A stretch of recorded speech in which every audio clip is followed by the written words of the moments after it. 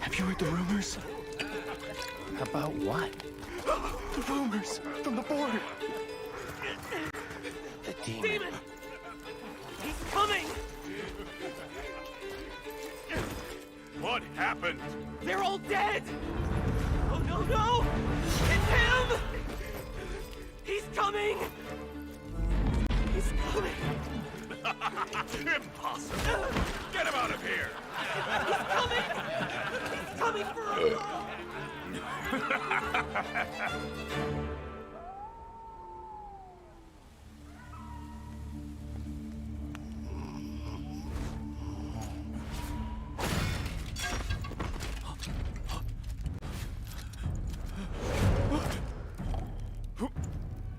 Who's there?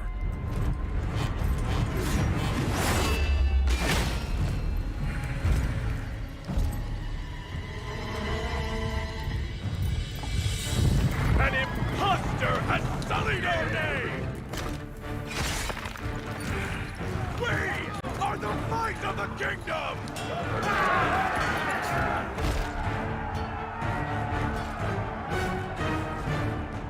For the king!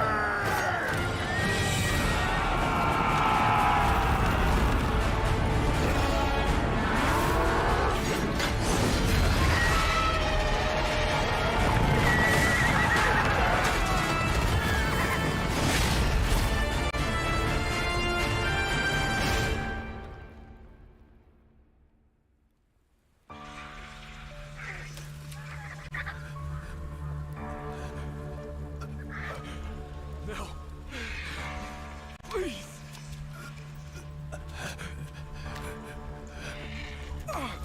You, Gaimin.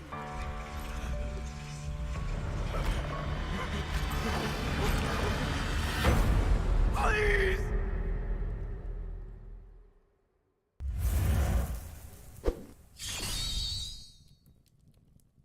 What is up, everyone? Liz here, not with an NACT recap, but something even better. Now, real NAOG fans know that Area 77 is a name that's been making NACT history since day one. So today, let's probe into the personalities of their current lineup with some fun questions to get on the human side of the alien legends. In the event of a real alien invasion, which NACT player would you want to be on your team? For Rome, I'll take Jay, because he's a Giga Chad. He goes to the gym every day. For Mage, I'll take Mar. For me, I think I'll take Jay. He's a tank, you know. He used to be in the Navy, so I think he got me. For me, I'll take Mar, Basic, PZ, Jay, and Ureshi. Because we're all Filipinos, we could communicate better, you know? We're gonna survive the invasion. In the event of a real alien invasion, which MLBB heroes would you choose to be on your team? I may take Lolita, you know. his second skill shield. For me, I'll take Chip. So we just teleport, you know? Chip and Louis. If there was an invasion, I'll be Fredrin. I'll just be tanking all the damage. Who do you think on your team has the most Riz?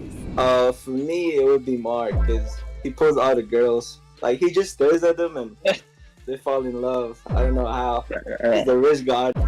No. Yeah. For me, I'll take Jay. I'll take Jay. I'll take Jay.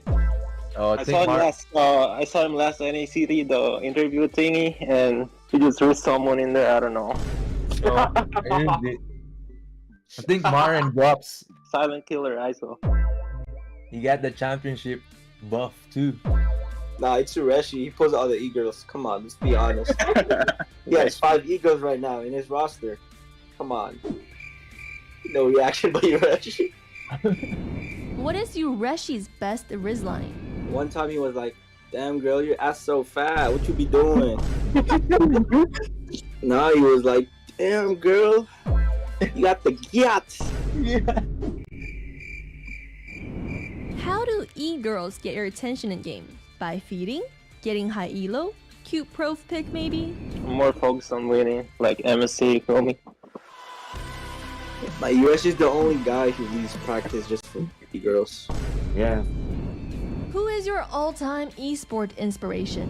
For me, it's gonna be Faker from League of Legends, because he's always been at the top for like years now.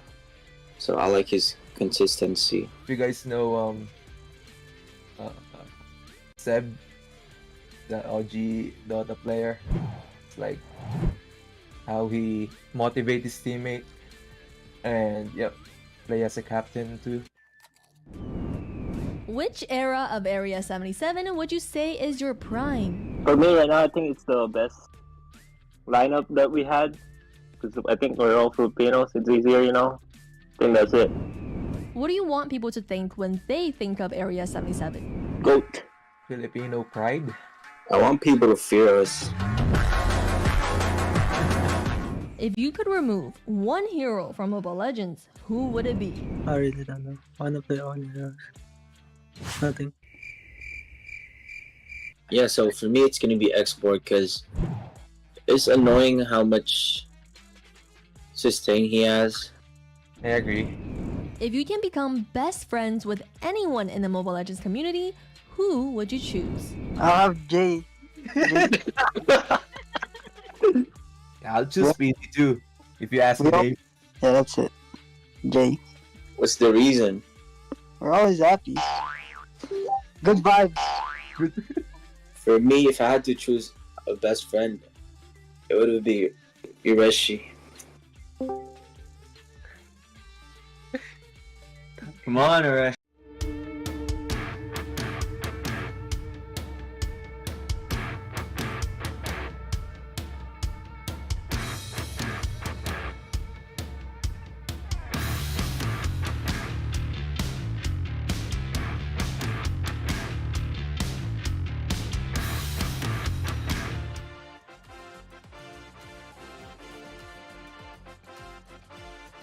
Big pick on a Momoy here, though. Big stun, Eternal Guard going down. The Terrify, Tarzan finding Momoe. One member falling for the side of the Night Horde. Demon Hunter Sword picked up by R. Getting those core items. Zero! Very low, this is for the Akai. Comes into play, the frontline bully. But speaking of frontline bully, Dennis welcome, oh my foe! Going in for the kill, finds JQT, final slash goes out. Ureshi joining the party, Ureshi taking down Sayori. Zero, he wants blood, still cables in, the cutthroat. He uses it for the minions, clears out the waves. Ooh, maybe a whiff. Sayori goes down. Ooh, quick kill by ISO, able to take him down. ISO finding Momoe for the double triple, finds Zero. Immortality being procced on Tarzan, a maniac. ISO, the immortal, the unstoppable. He wants the savage. Does he get it? They're not even worried about the base. Oh my goodness! Whoa! Oh my bounce! But look at Focus the on the damage! base! The triple kill from my phone. The base crystal. What is going on right now? EA, man, able to get these objectives And then Melon as well, just farming away, has been doing a great job. And finally, Kush puts a kill on the map. Oh, yeah, they need to watch out for Melon. Going in for Pro Destroy. We'll take him down to Blazing Duet. Your cutie Frog Armor has been taken down. BMI back to safety, but still in the fight. Takes down the turret and now going in for the kill. Joy Bosch on your cutie. We'll be able to take him down. Yeah, respect the power of a swan song. Last standing from your cutie. Both teams fighting it out in the Lord pit. Kush very low, not in position for the retribution. Melon need to get out of the Kohari, taking a lot of damage, able to dodge the last insanity. Look at the Lord though, 50% HP. Pro Destroy able to claim it. Swan song in, Members out. Kohari finds Jato. Churubambi finds Kush. A double kill. Yeah, he does not have any more. Oh, another wild charge comes in at the cost of Cole World's life. Momozen comes in, heavy spin onto Joy Boz, looking for a kill onto him. Melon is down. Oh my gosh, a lot of damage goes onto BTK, but the rest of DA, are they going to be able to capitalize on him? Yellow still has that immortality. This Lord objective, if the side of BTK chooses to come in, they could find a fight that's potentially in their favor, and it does look like they're looking for it. Yeah, they're going to be able to possibly get this. Momozen gets the... Hey guys, what's up? Welcome back to the 2024 North American Challengers Tournament spring season. This has been an absolute wild showcase of all of the best teams so far up to this point, but today we do find ourselves in the last online event of this series. We are in the lower bracket currently, fighting to see who is going to get to go to Vegas, who is going to get to meet GG there in Vegas to showcase superiority in North America. Today on the caster's desk, we've got Private Dancer himself, as well as the one and only Trex. Boys, how you feeling? I mean, after last night's games, I don't know how to feel, man. After yesterday's, I was up late last night watching those games. I had to catch them later, and it was intense. And at this point, we were a little worried about the beginning of playoffs. We had a lot of sweeps, but finally things are getting interesting, and I don't think tonight is going to disappoint. I caught them on time, and I was still kind of reeling from all of the emotion, especially that last series going to a game 5 with BTK unfortunately dropping down. But right now, I mean, why? That's why we're here right now. Both teams, Area 77 and BTK, not down and out yet. This being the end of the line, though. This is that last chance to see who is going to be that second team going to the grand finals in Las Vegas. I think, honestly, above even who goes to Vegas, I think it's worth taking into account that I finally got a guess right. And with that being said, Trex, can you take us into the playoff brackets? All right, it's been a long haul. All 8 teams started off, and I mean, we started off just swinging. A lot of teams just completely dominating others. And so far, it has accumulated to last night where we saw Area 77 take out DA in a devastating 3-0 sweep, but the GG and BTK game went all 5 games down to the line, 50-50, and it's leaving everyone guessing, you know, how is Area 77 going to be able to, you know, go up against BTK tonight? Who's going to move forward? And with last night's game being so close, what is Grand Finals going to look like? I definitely think it's worth taking into account that we have to remember what these teams are fighting for. And at the end of the day, it is this massive $25,000 prize pool. It's that first prize of $10,000 paired with 100,000 diamonds. And then again, prizes thereafter scaling. And with that being said, there is so much on the line. And with so little time left, we are really getting to that point. So tell me, what do you guys think you would do with that money? What would you do with that 10,000? I want to hear from both of you. A couple new suits, you know. I'd buy a new host. You know, and me and Private would go get, you know, some Korean barbecue like we do every time in Vegas, but a lot of Korean barbecue.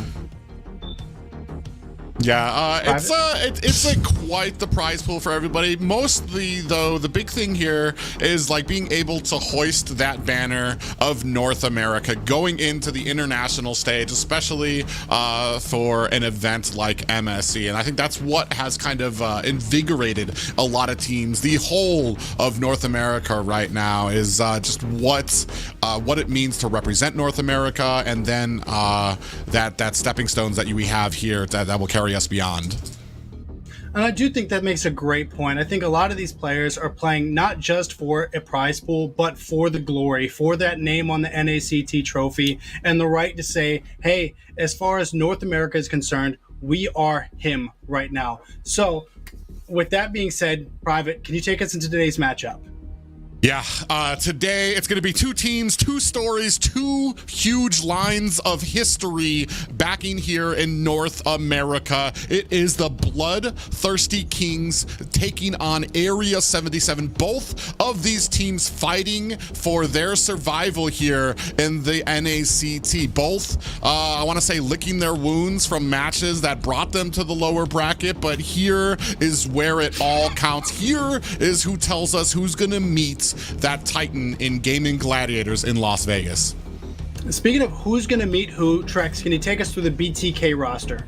The BTK roster, one that we've gotten to know very well. Basic in the gold lane, Cole World in the roaming position, Nicolette in the mid lane, Moba Zane in the jungle, and the GOAT himself, Mielo, in the EXP lane. You know, the doubters, whatever they have to say, the naysayers wondered how this lineup was going to get themselves together in time, and so far, they have not disappointed, but they have one more hurdle before they get to Vegas. And with that being said, as strong as BTK has been looking, we've also seen a lot of dominance coming from Area 77. Private? Yeah, especially when it comes to their roster. We're going to have ISO bringing up the gold lane, Roman J. Cutie, Mar Cutie. New this season for the mid, but not new in North America. Tarzan at the jungle, and Yureshi, that former MPL XP laner, bringing it up for Area 77. I think a lot of these teams are, a lot of these teams have been wanting to put out some of the energy and become the enigma that some of these, Area 77, BTK, GG have actually managed to be. And with that being said, I've really left with a lot of questions, even coming into this match, not even getting into the whole Vegas thing yet. I feel like there's so much still that we have left to air out, because this has been, not only a roller coaster of a season, but it's been very dramatic. There's a lot of stories that go into a lot of these experienced teams. And again, when with the people that are boiling down into, I feel like there's a lot to talk about.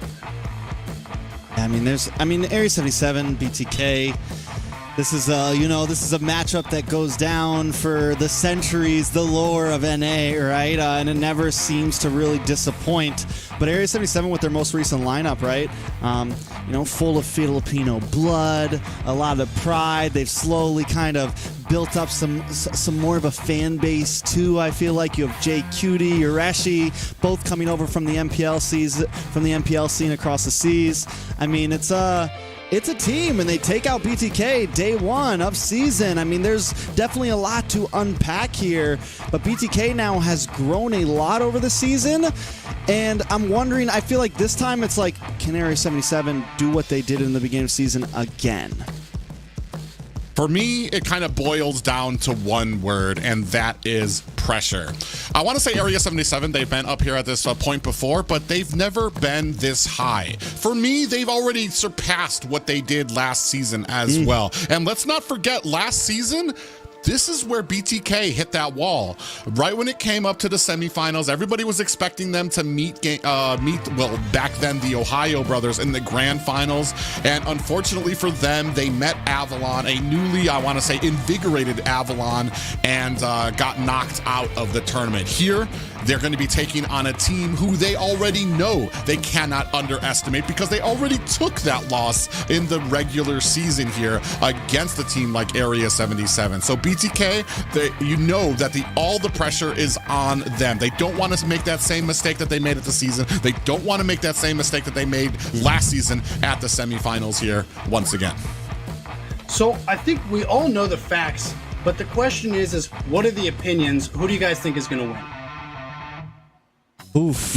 After hearing Private just now hype up Area 77, I almost want to change my vote, because there is such a good point of, like, last season we saw the comeback of Area 77. They get to 4th place. They have this crazy season run last season. If anyone does remember, they barely made it into playoffs, and they just snuck in by like a point or two, and then they get knocked out of 4th place. This season, now they're at 3rd place.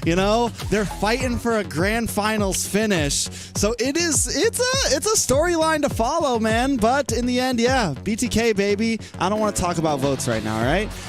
Wait. How did Wheezy go up 3 on me? These are wrong. There's something I only guessed 2 wrong yesterday, and we were the same vote. What did Private get one right? Oh, yeah, that's because I guessed Area 77 over devious activity. But when we're talking about stats, here's the thing for me. There's juju in the air. I don't know if you guys can feel it, but it is the spiritual connection that happens with a lot of these votes. And last time when Area 77 beat BTK, I had voted for BTK. So I don't want to change things up. I'm going to try to keep it the same, see if Area 77 can stack up to what BTK has built here. Because I want to say, when it comes to the numbers, when it comes to who has been here before, of course you're going to be pointing at BTK. This is Area 77's moment to shine, to prove everybody wrong. We're going to see during the match what the fans have voted as well, but I want to say it's mostly going in favor of BTK, and this is what Area 77 is fighting against and for here. So I came up this with a non-conventional outlook. Almost all of my guesses up to date have been wrong. So with that being said, I voted for BTK. Let's go Area 77. Reverse psychology. Before Trek starts to rail into me, get your phones ready because I think we got a giveaway. Ooh, we love a good giveaway, guys. You guys QR see it. codes. We've got the codes up. We got the QR codes. We've got a plethora of different options for you guys to pick from if you can manage to be within the 40-person first come first serve limited quantity of skins. With that being said, make sure you guys are fast because it might already be too late. These things go fast. Some of these guys stacking up with 2, 3, 4, 5 phones, and just like that, I'm out of a paycheck. Yeah, because you actually supply all the skins. Like, the giveaways are actually just Zeke. So Straight make sure you out of guys my get paycheck. them because it all comes out of his casting check at the end of the day. Yeah, that's why I'm in poverty. Be gentle with those skins. Only 40 skins, so get them while they're hot. But yeah, we're gonna just go ahead and start this off already, just with a giveaway for the fans here. Get you guys primed up. There's only one series here tonight, but pretty much one of the most important series of this playoffs here, because this is one person will be leaving here. Unfortunately, this is going to be the end of the road for one of these teams. And like I said, there's a lot of fanage for BTK, but I cannot stress how even this is right now, and what, like I have said already, Area 77 already has walked away with a victory over BTK. Some say like this was kind of like that fated match that was supposed to happen 2 years ago when we first started off NACT. They were all looking at Area 77 to be that team that dethroned BTK. We got a little taste of that here earlier in the season, and now they're looking to finish the job to kind of stand up as like a new top of the line here in North America.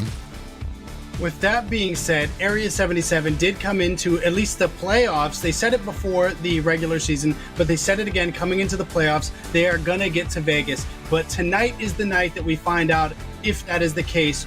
Who will come out on top? We're going to find out in the draft. Definitely now. I mean, I do want to point something out real quick, Private, you know.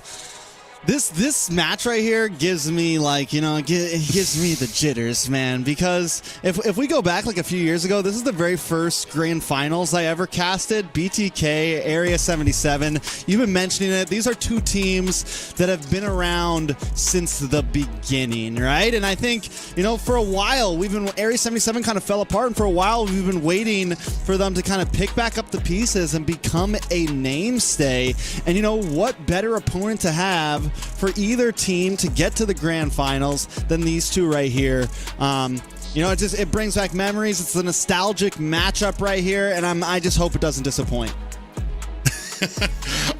I mean, that's what ultimately we're really hoping for. We want to see that best of 5 like we saw with BTK taking on Gaimin Gladiators. Could have gone either way there. And here, right now, BTK taking on Area 77. Such strength and such name stays here for both of these teams. I mean, for one, to point out, Tarzan's jungling ability has just been top-notch. Mark Hudi, while not always in the mid lane, he's shined wherever he's gone, whether it's been in the the gold lane position, whether it's in the mid, but talking about people that have that flexibility, Coldworld has quickly climbed to the top of the ranks as a great roam for BTK. And let's not take anything away from Nicolette, who has been like just such a prominent in that mid lane, especially when it comes to heroes like Valentina or Faramis, those heroes that meld well with her, I want to say her roaming ability that she used to have as well. It's just both of these teams bring so much to the table. The big thing here now is going to be how are these drafts going to unfold for both of them? Yeah, well, I mean, I think there's a lot of comfort picks for both teams, and we're already seeing some of them come up. The Fredrin on the Mobazane, and then this Arlott on Yureshi is vicious, man. It's something that every time I see Yureshi, every time I see Area 77 draft, it's like, you got to be careful about giving Yureshi this Arlott. It is monstrous, and even if they want to, they can always flex it over to Jay. Just the Arlott in general is a vicious pick. Area 77 also picking up the Valentina, something we saw Nicolette favor into a lot last night, up against GG. Do pretty well as well on GG, I mean, against GG last night on this pick, so already kind of limiting things, but with the Lao Yi band out, now it's like, so what do we pick on her? The Novaria's open. We didn't see her really jump into that much last night, but already kind of, I mean, it's kind of, I guess it's Vex, something along those lines. We're already starting to limit down on what she's going to be able to pick up, and now with her going into second phase, if Area 77 wants to ban into her, it makes it even tougher. Yeah, really interesting here is, we were talking about it off air a little bit. Matilda survives the first round of bans and picks, potentially, depending on where we go with JQT here. But a lot of priority being paid into, and yeah, it is going to take out, I don't even know if they're going to kind of ban it out here. We do have the Roger out there. I'm going to assume that that's going to be going into the marksman position. We've already seen how great, and I've been talking about this for the last few weeks. There's so many players right now, Roger being one of them, that can be such an instrument and a tool for a team to be able to turn things around. We saw that Zia able to get the Savage yesterday with that Roger, and it has become one of those pick or ban placements for a lot of these teams because of what he can bring after he's gotten those items, after he gets into the mid lane here. And then now Mielo picking up that Edith. I'm not sure if this is going to be for that XP lane or we're going to maybe use it for Cold World to get a lot of those sets in just yet. I mean, the Roger, it's just the reap ability, the chase ability, the ability to clean up and just take people out when they're down. Anything, like once you're below 50% health, you are a target for Roger. And I think we see it all the time. We saw last night after the big Lord fights, after those big brawls, a Roger can come in and really just capitalize on multiple members compared to certain other marksmen. But the Edith pick has just... It's one of those picks that we see fall out, come back in, fall out, come back in. And it's just interesting, some of these small meta changes, even to heroes that, you know, haven't had exactly big buffs or big nerfs in a sense. But I think it's more about what else is falling off and on and what else is getting picked more. And I think Edith, just in general, with pick pressure, with something like Rogers, some of these more, they just need a little bit of time to be able to unload enough damage. It's where picks like the Edith are kind of becoming a bit more prevalent. Yeah, we did see that BTK went ahead, took off Harith off the board, which has been one of those bigger counters for the Roger in the lane. The amount of damage he has with Harith's new changes, his first ability, the swing on it, he's a lot quicker, so he can fill in with that Zaman Force and get those dashes, first ability, dash, very smoothly, and he just becomes so oppressive for the enemy team. But Area 77 very quickly pick up Claude to kind of match out with the damage that we're going to have coming out of BTK. And I do want to say, BTK has been very good about a lot of the ultimates that they're giving to this Valentina. I mean, you've got the Appraiser's Wrath out there. You've got the Metaphysical Change from Basic, Primal Wrath. I mean, a lot of these ultimates, Sands, I want to say now we've given them kind of a Divine Judgment and potentially a Swan Song. So, I mean, you're going to have a little bit of that damage and potentially, I want to say, matching up that Divine Judgment. There's that Odette. We were just talking about that off cam too. We were wondering what is up with this. And, you know, we've seen it a few times, ever since M5, ever since AB Bren kind of pulled it out. We've seen it trickling in and out here and there. We've seen it do well. We've seen it do bad.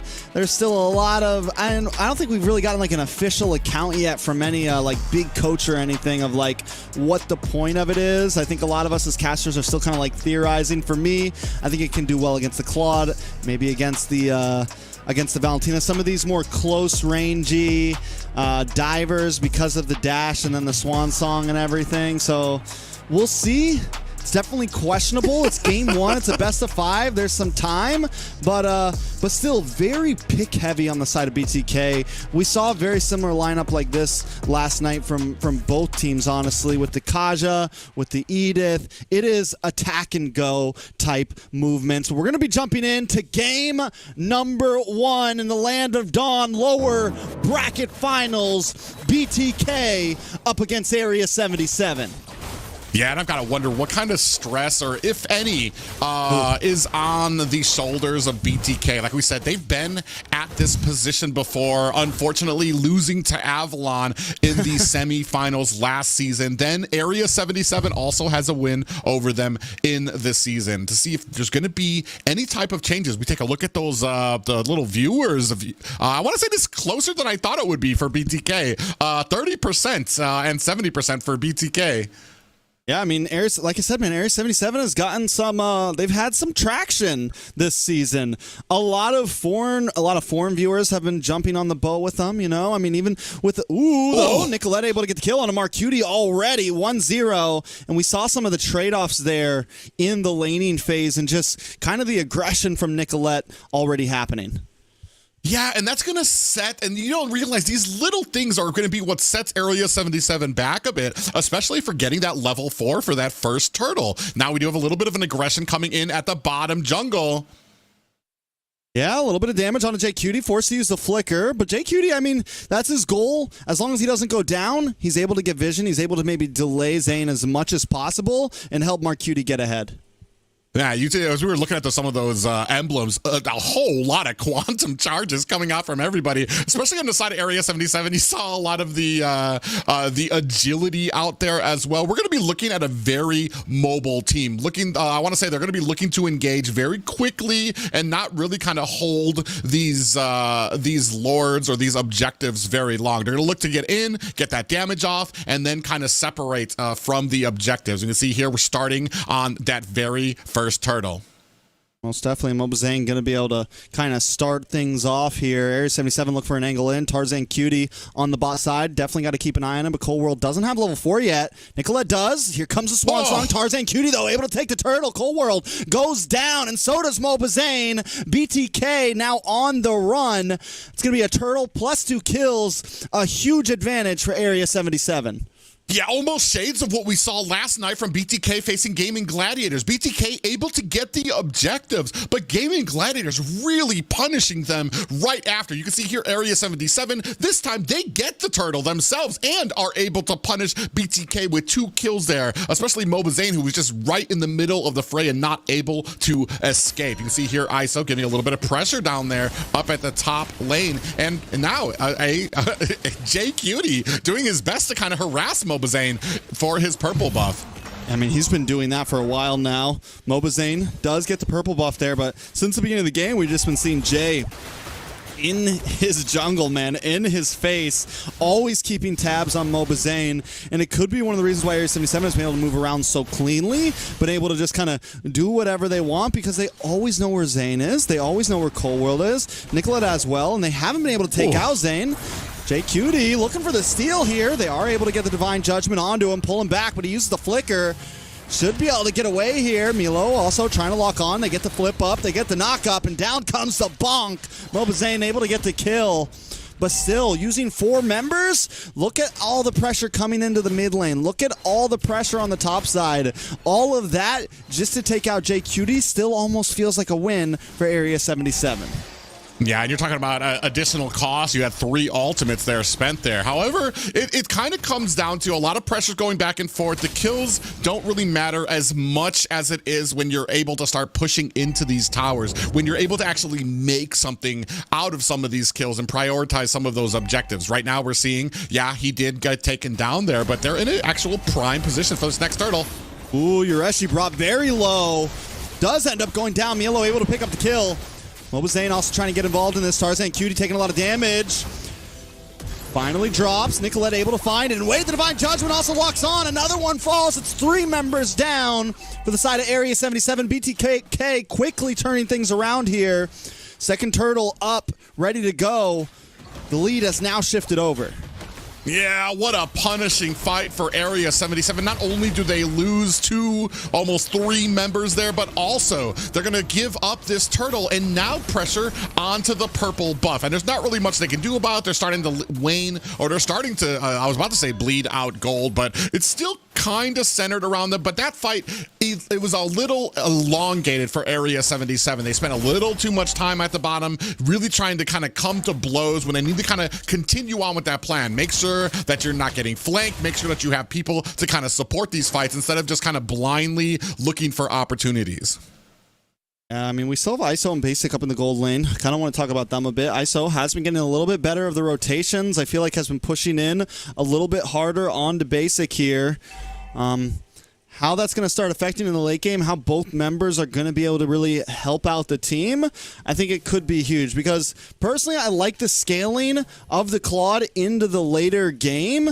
But if Cold World can target down Claude when some of these big fights happen, if one Divine Judgment lands down, it could become a problem, and it could be the win con for BTK. Yeah, it just depends, because there's a lot of peel on the side of Area 77. They got the Wild Charge out there. You've got Tarzan can actually come in there with the Mortal Coil. You've got the Frighten from Mark Cutie. Yureshi has the Final Slash. So there's a lot of opportunities for us to try to bait out that Divine Judgment, try to get Cold World in close, and then turn it around on him. I'm not sure who got that, but right now, Mobazane, very confident with his ability right now, rushing into the jungle, able to kind of steal some minions away from Area 77, which is a little bit of a change up that we saw from right at the beginning of this game. So it does look like BTK kind of relaxed, as we do have a conceal coming out. He'll play from Cold World, looking for a possible target. Not going to be able to lock on to anything there. They decide to back off, don't overcommit at all. Turtle going to be up in 8 seconds. Want to make sure they have a good position for that. This is stuff that I really appreciate about them. They don't linger. They don't try to force a fight. They go up there. They weren't able to find an opportunity. Yureshi in a little bit of trouble. Yeah, Yureshi actually makes the engage on Mielo, but now maybe regretting it. Mielo chasing down all by himself. Yureshi does dash back in. Mielo forces a flicker, but Marcuti chases him down. Marcuti looking for the kill. Marcuti, one more shot, will get knocked up. Mielo still able to get away, but because he's left him alone, ISO drops in the backside. Marcuti left him behind. Oh, what a turn. They get so thirsty to try to chase that out that they leave their squishier members behind, and they find BTK finds a kill anyway, even while disengaging from that fight. Next turtle is up. Oh, Final Slash is out. Big Final Slash. Nicolette able to get away though, but Area 77 making some plays, but not able to turn them into kills, not able to turn them into these big moments. Yeah, now we're going to go ahead and start on the next turtle. And BTK able to find a tower up at top and starting to push the macro at the bottom lane as well. It almost feels like Area 77 might be, trying a little too much. Instead of just like waiting for the exact moments, they're trying to turn everything into that exact moment. Mobazane able to take the turtle. Basic now engaging onto Tarzan. Tarzan able to get away there. Nice taunt on to JQ, but still nothing major. BTK going to move on to the mid tower in the tier 3. Clean things up. Bottom tier 3 as well, looking very low. And that's going to break. Once they break that one down, whole front line of towers down on the side of Area 77. Yeah, that's going to open up the entire jungle. It's going to mean, like, as defensively. Oh, we have another Divine Judgment.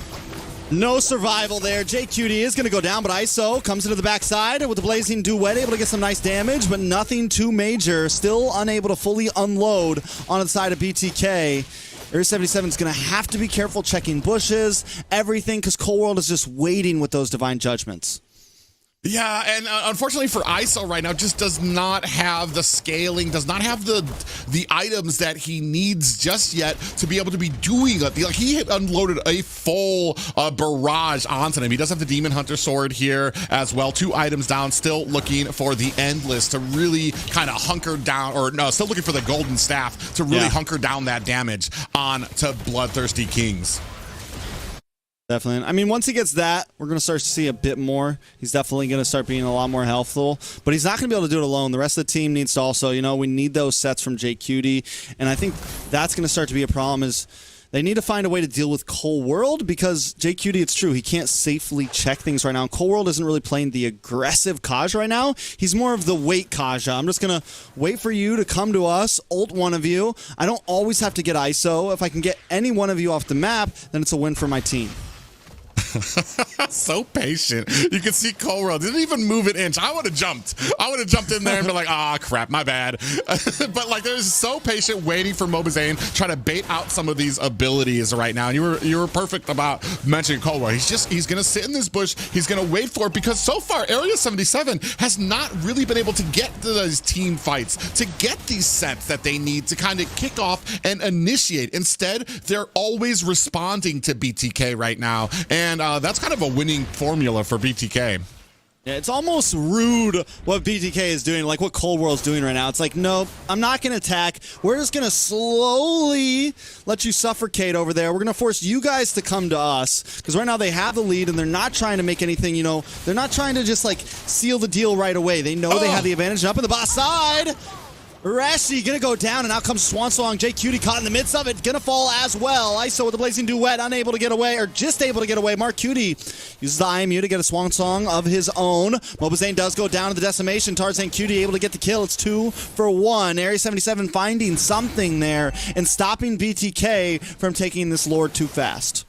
Yeah, it's just that Area 77 needs to respect the ability of Cole World to match up those Divine Judgments with the flicker there. You saw Yureshi got completely surprised. They lost that final slash, and then a lot of abilities used defensively. ISO comes in very quickly with that Blazing Duet. That Mark Cutie had to quickly use the Swan Song as well. Got killed anyway there, and now they're coming into this fight down 1 ultimate. Yeah, they're trying to rush the Lord. They know Mobazane's not there. They know they don't have a Retribution, and they are able to take it. Well played by Area 77. BTK did their best to delay them, did their best to maybe stop them, but Area 77 comes out with the Lord. Should be able to buy them a little bit of space, a little bit of time, a little bit of breath. Yeah, I like this, how quickly they were able to transition. And Mobazane goes down. You can see here already that Divine Judgment, and then you're going to see all the abilities go off. Blazing Duet goes off there, and then Mark Cutie with the Swan Song. So they lost 2 ultimates there, but able to turn it around. As soon as they see that Mobazane is down, they don't have a retry. Area 77 very quick to the punch, got that Lord out because they had the advantage for it. Oh, Yureshi can't be walking into bushes like that, but a nice final slosh in response. Area 77 not down just yet, but Yureshi going to take a lot of damage to the face, ends up falling. Nikolai with the flicker in. The Swan Song takes out a member, but way basic, cut off by Tarzan. The decimation locks on, and once again, it's a 1 for 2. Area 77 losing, but still hanging on.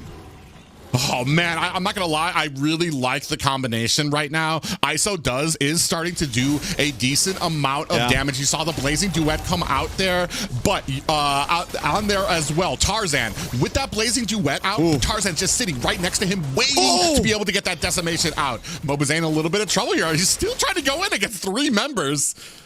That was so much damage. The bonk is strong with this one right here. Private, the bonk is strong with this one. I mean, it's only a 1900 gold private. It feels like it's dead even. Yeah, I mean, that's why I said, like, right now, it's coming down to fights. Mobazane, them, while I want to say BTK it feels like a commanding lead, all it takes is 1 disadvantage. Mobazane goes down, Area 77, able to answer back with a Lord, starting to take towers of their own, and starting to kind of put on this offense. It's just, I want to say some of the team fights right now, Area 77 is looking for a good team fight and not to be caught out. Unfortunately, BTK's composition, the Divine Judgment, Cole World on that Kaja, they're made to get these little catch outs, these little ganks onto singular players.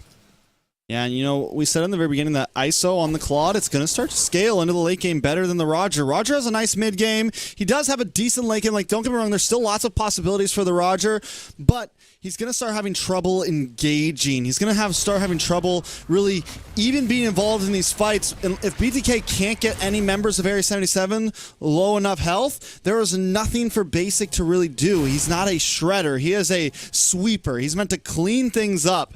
And Area 77, on the other hand, ISO, he can get involved right in the beginning of the fight. He's the one who can drop people down to, 20% health so that Marcuti and Tarzan or Yureshi can clean things up. So it's definitely slightly different compositions from the gold laners, and the farther this game goes on, I feel like Area 7 may start to have more and more of an advantage. Yeah, as we're taking a look at some of the singular players here, you can see Nicolette sitting on 5, 0, and 4. Just doing an immense amount of damage with that Swan Song, and then Basic kind of able to come in on the rebound once they drop low enough to get that Lycan pounce onto the lower members of Area 77. But now, the song and dance here at the Lord Pit as both teams vying for position. And Nicolette, the unsung hero, definitely just dominating the game, 5-0 and 4, and it's one of those heroes on this, with this one song. It's not as flashy. You don't really see what's happening when it's happening. You don't really notice it, but 5 kills, 0 deaths is an amazing KDA. Wait a second. Big pick on Yureshi here. Judgment does lock on. Yureshi goes down. Another one. Immortality pops. JQT trying to get away here.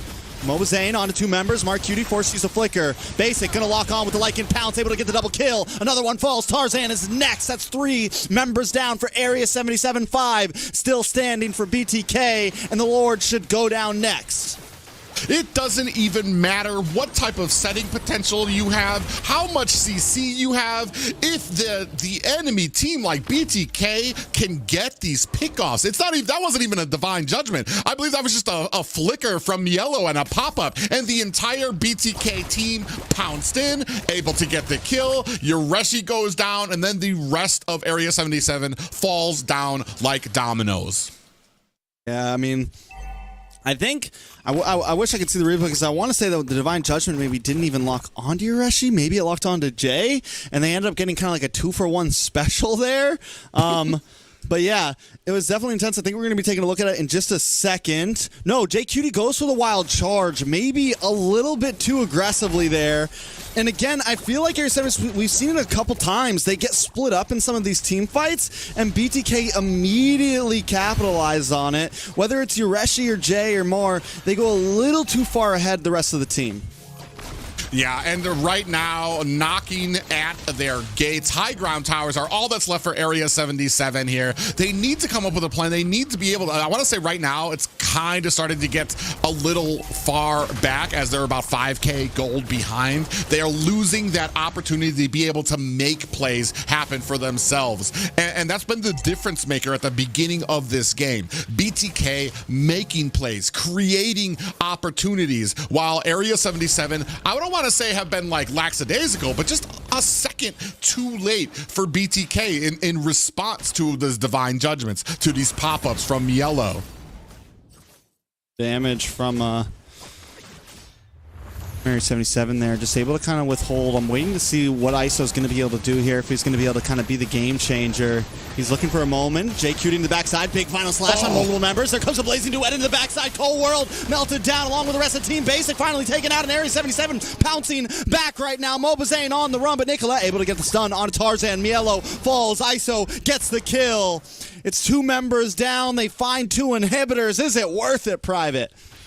Oh man, let me tell you what a beautiful play that was. Divine Judgment went on to JQT, and then the final slash from Yureshi came out. When they were all stacked in one position, there came out that wild charge from JQT, and the entirety of Area 77 pounced on them to beat them down. But on the backside, Nicolette able to save Mobazane, little stun out there to help him escape. But now, this is what I'm talking about. Just one little mistake from BTK. You're gonna see it here. The Divine Judgment comes out, final slash, here comes the final slash, and then a big wild charge hits 3 of them up into the wall. And that's just poetry in motion coming from Area 77. And now Area 77 starting to push their advantage. Yeah, definitely disgusting. Luckily enough, BTK had some off lanes kind of cruising into Area 77's base there. Area 77 has to back off. They just get the tier 3 on the mid side. So BTK gets a little bit of space to breathe. You take a big loss like that this late in the game, it could have been huge. Because of their, push on that hole on both off lanes, they were able to kind of bide a little bit of time to look at BTK with conceal play. Cold World knows something's there. Decide not to fully commit. He's like, wait, there's 3 people here. I gotta back off. I gotta back off. I must have smelled the cologne in that bush right there. He decided right away, like, oh, this is a bad idea. Uh-oh, a lot of damage on Mielo. Mielo pops the Guardian, tries to get back. Swansong comes out. Mark Cutie finds Mielo. Look at Ureshi getting low. Basic able to pick up the kill, but he has to back off. ISO with a blazing duet on the Cold World. Immortality pops. Nicolette might just be next, but no. ISO now taking the damage. Woo! Basic with a 1v1. Pops the Immortality, but now it's Tarzan up against him as well. And Basic on the run. His Immortality pops next. Mobazane trying to lock onto ISO or force him away. Basic still on the field. ISO still on the field. Both gold laners might just go down here, but ISO's not gone yet. ISO with the sidestep. Still taking out Mobazane, able to find it. It's 3 for 3, but minions are on the base of Area 77, so they gotta go back. And this is where all those little pointers, all those notes about how to push lanes, how to keep lanes pushed up before you engage are starting to pay off. Even when these fights don't turn in BTK's favors, they still have waves crashing into Area 77's core that no matter how long that they start these fights, they're going to have to answer. As we take a look at the replays here of that amazing last battle we just saw. Yeah, I mean, it's all over the place right now. I love how both, I mean, in the end, ISO able to almost take out Cold World, almost take out Nicolette. Nicolette does end up having to back off. I mean, but I love this. Both junglers is going after the gold laner. Basic knows that he's in a bad spot. ISO knows he's in a bad spot. But again, because of those inhibitors being down, BTK able to get position over this Lord, able to get position over everything. Mielo able to get the Lord. J Cutie looking for the wild charge. Mark Cutie with the Swan Song. Nicolette there as well. Tarzan brought low. Basic trying to clean up with the Lycan Pounce. Immortality pops from Tarzan. Tarzan trying to get away, able to get away, and now BTK is down Nicolette.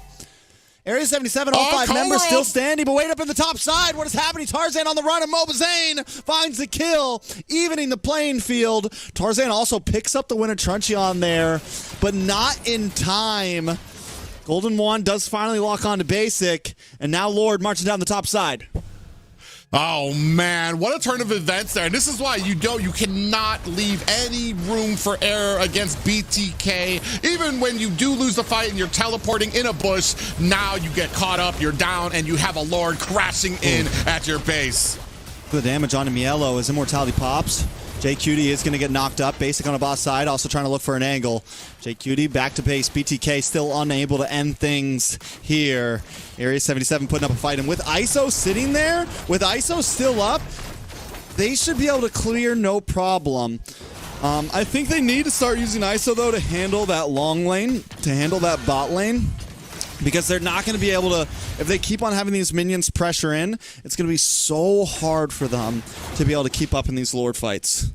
The problem is when you're kind of juggling around at the objective, you give away your position and you show that ISO is in the furthest lane trying to clear it out. It tells BTK, we have the man advantage here. Let's hurry up, try to pick a fight with these guys, maybe get a Concealer, Divine Judgment. Ooh, a little bit of pop-up on him, Yellow.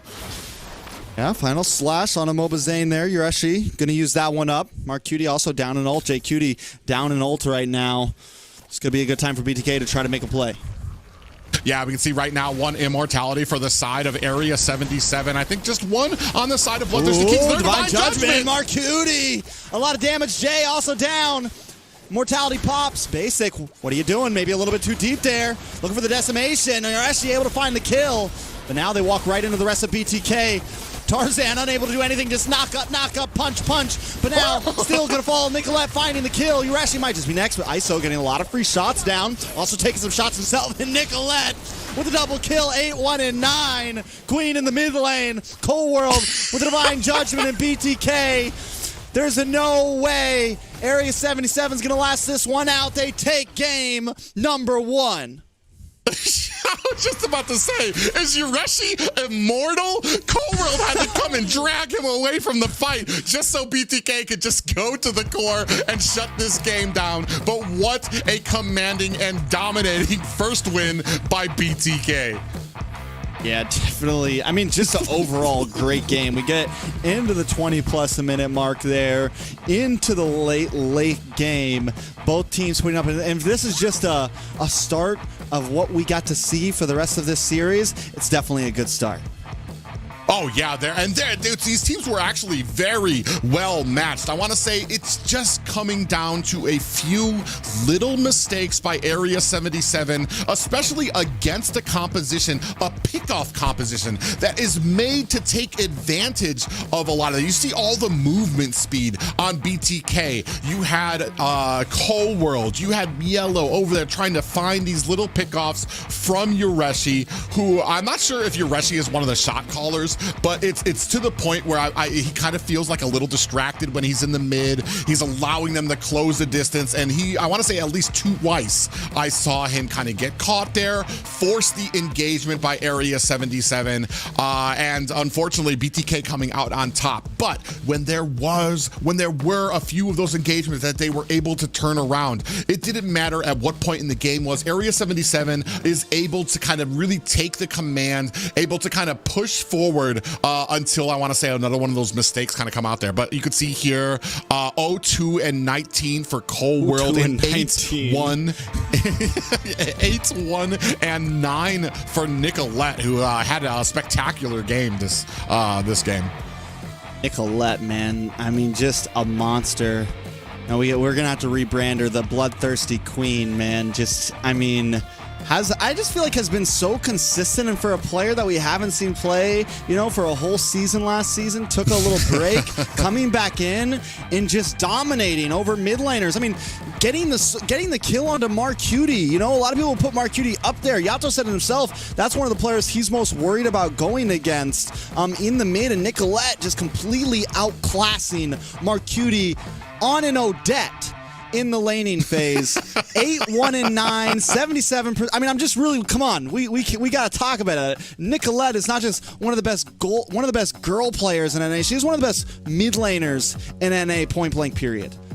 I think you're telling the wrong person. I think me and you have agreed on this for years, that Nicolette, we've been waiting to see her in one of those teams that could really give her the space to unleash in that mid lane. And it's not just the mid lane where she shines. I was talking about this a little bit before, that she's also been a roamer in the past too. And I want to say that kind of meld, that mindset, that attention to the map has been something that has really helped her and kept her in these top plays, whether it's here as an Odette. We've seen her play that Valentina, where she can get these amazing sets with the Minoan Fury or other setting tanks out there as well. She just brings so much, and not usually as concerned when it comes to we don't really see her stats wise, because she usually plays, I want to say, those mechanical type of mages that come in with the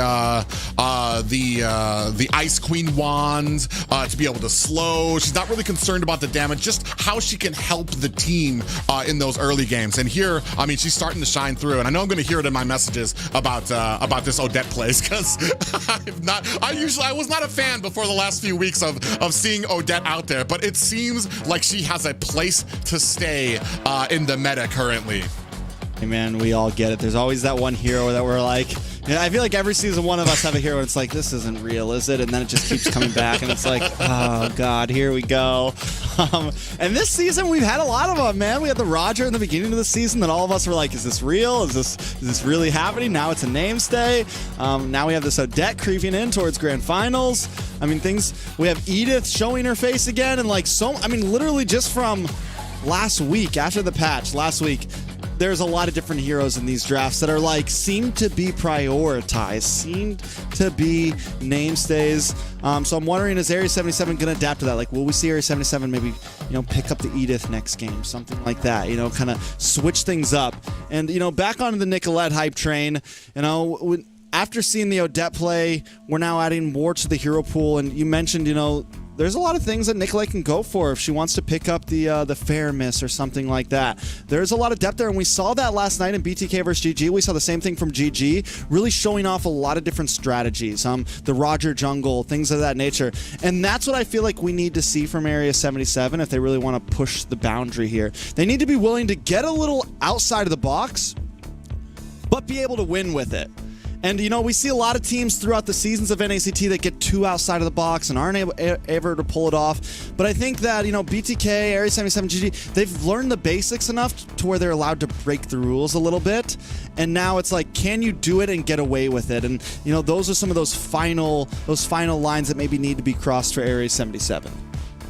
For me, as much as I like the compositions, I don't feel like the composition from Area 77 was really kind of like a losing strat against BTK. I felt like it had a lot of CC, it had some front line, it had a lot of damage and mobility, but it was the execution. It's those rotations getting caught now and then. Those little mistakes are kind of what separates the men from the boys here at the tippy top of North America. And unfortunately, a little sharper is the sword of BTK in that last match against Area 77. I feel like with if they clean up a few of those little rotations, having Yureshi go out there alone, I want to say, you saw what happened when it was the roam, when it was I believe Jay Cutie who got caught from that grok. He got pulled in. It was an absolute mistake for BTK. So if you kind of want to switch that out, make sure that the roam is the one doing the investigating, the one that's doing the poking, looking into the bushes, then I think you'll have a much safer time from Area 77 in some of these matches. I think Area 77 maybe needs to tighten things up, right? Because we also saw in the very beginning when ISO got cut off because Mark Cutie chased down Cole World a little bit too much, really just hunting for that kill and unable to get it. And because of that, ISO gets picked off. So, I mean, I think Area 77, definitely, if they tighten things up a bit, it's going to be a much different game because BTK is going to find those loose edges every once in a while. They're going to find those loose pieces and always capitalize on it. So, when they are going, very cleanly against when both teams are playing very cleanly, it definitely always falls out a little bit differently. Yeah, right now we are seeing some familiar bands. Angela, Angela being back. There's just so many. This meta has brought out a lot of these older picks that I never thought would kind of come back. Angela, Lu Yi, one of my favorite mages out there, been prime at the bands there. And I want to say it's actually kind of shocking here. We get the Barats out there. I want to say not too many Zane focused bans here, which is usually like a calling card for a lot of these teams when they face BTK. I mean, you've given up the Fredrin, you've given up a lot of his favorite picks here that really do a lot in that objective centric fights. Most definitely. And I mean, I don't know, Zane has showed that, the Fred, we even saw it with last night. GG sometimes would focus the Fredrin more than they'd be worried about the Barats sometimes. That's, MOBA Fred, it's one of the picks that has definitely just been coined, and there it is. I mean, up front, no worries. But Tarzan has also played very well in this Barats throughout the season, really able to make sure those Daytona's welcomes count. And it could be the difference maker when it comes down to some of these early objectives. It is a much different hero than the Martis. It supplies like a guarantee. If he can catch Mobazane at the right times, it is guaranteed turtles. It is guaranteed objectives for the side of Area 77. Interestingly enough, I always wonder about certain picks here. We've got the Harith coming out, which is a good counter for the Roger in the lane. But to me, it's almost like, do we feel that Harith counters the Roger enough to kind of upset the field of battle? Because we've seen yesterday, Roger, he can have a huge effect. We saw in the last game too, Roger does an amazing amount of damage. Once they get chunked low, he's almost like a Martis in the sense that once they get low, he can start zooming in, picking them off one after another, which really played well into that Odette Swan song as well. ISO picks up the Harith. I'm actually eager to see this succeed. We saw a little bit yesterday. I think even Zia commented on it. He wasn't really great on the Harith right now. Even though he used to be, I want to say, world ranked on it, he feels like it's just something new right now with the newest updates with it that he wasn't able to catch along. We're going to see if ISO has picked up on that quicker and can have a better success with that hero. Definitely. I mean, so they get the R-Lot. You mentioned the Harith. So I think, because I'm still wondering about, when I saw the patch, I almost felt like it felt more like a nerf to the Harith just because of the damage. But it seems like last night we saw everyone prioing it. Even, I mean, it's been on the first ban sometimes, whether it's a counter to Roger or not, because you're right. The only time we really saw it before was with against the carry, against the Roger was kind of the answer. But now it almost feels like it is a possible first pick, you know, first round draft ban, first round draft pick. It doesn't matter who it's up against. People just want to get their hands down on it. But we still haven't seen it like fully. We haven't seen what all the rage is about just yet. So I'm still kind of questioning it. Well, the big difference is his first ability, Synchro Fission, is when he shoots out a clone, they both shoot out something and it meets in the middle. If you've ever played Harith, that ability, you stop, you do the ability, it collapses, you're stopped, and then you can move. It's a slow ability, and it's really kind of provided a real lag when you're dashing around. Then you have to stop and do this real laggy ability. Now there's not as much lag on that ability. So like I was saying before, you're able to dash, dash, dash around. First skill comes out, dash, dash, back and forth. So it makes it much smoother for people to be able to traverse the map, to dodge abilities, dodge CC, and really kind of close the distance on some of those heroes, especially into the back line. It's just that it's a little bit of a learning curve. I want to say they did, I think, nerf the damage a little bit, so he's still kind of very item dependent on it as well. That's why I was like, I was wondering, I'm like I understood that he gets a faster attack now. Like essentially the animation is like 40% slower, but it's not like the cooldown is dropped. I don't know. It's just there's still a lot of debate on it for me. And also the big sacrifice with Harith too is without a damaging jungler, without a physical damage mid laner, you're now putting a lot into magic damage. You have like here we have the Marcuti and the Valentina, we have the Harith in the gold lane, and unless they go for a very damaging EXP laner, you know, there's some risk there because as we get into mid to late game, you know, Mobazane can pick up one defensive item for physical and the rest magic, and it just completely nullifies his Harith. There goes the Matilda though for Cold World. Area 77 forced to respond. Yeah, and I was actually about to think back, have BTK been beat yet with a Matilda on their team? I don't think so. I know the two victories over Gaimin Gladiators were with a Matilda. One of their victories last night was with a Matilda on their team. So this is a big pickup for BTK, which is interesting enough to me because Matilda wasn't even banned last game, and they decided not to pick her up. Here we're gonna come in with the Cho, somebody we don't really see too often. CC going to be in that XP lane. You were talking about a little bit of that physical damage that we're going to need, so we're going to have a lot of that coming out from CC, especially with the damage she can do with those yo-yos. But I kind of agree. We're going to see how it's going to be based on these scaling of some of these mages on the Area 77 side. Still waiting for that last pick from BTK. Yeah, I just want to point out, you brought up some good points. So far, Cold World has a perfect record with the Matilda. And here's something else interesting. The Harith lost every game last night. It was picked 3 times last night, and it lost all 3 games. And I just want to say, like, I'm not saying it's maybe, I mean, when you have 2 great teams going against each other, a lot of those things don't matter. You know, like, you see some of the greatest picks lose sometimes, you know, some of the most meta picks lose sometimes. But yeah, it's just a point to be made that, you know, nothing seals the deal for either of these teams. When you get to this level of Mobile Legends, a pick isn't going to guarantee that a team wins. And the same could be said for this Matilda. Yes, it is a big nerf, but yeah, it is. It's 100% win rate for this Matilda on Cold World. He's yet to lose with it. They also bring in this Natan on basic. How do you feel about it? Alone, if it was just showing a Natan against a Harith, I'd be like, all right, this Natan's going to be in a heap of trouble because he's going to need to land these abilities before he gets that movement speed to maybe even be able to get out of range of Harith. But we're going to have a Matilda on that side too to hopefully kind of recoup a lot of that movement loss here. But Trex, we're going into game 2.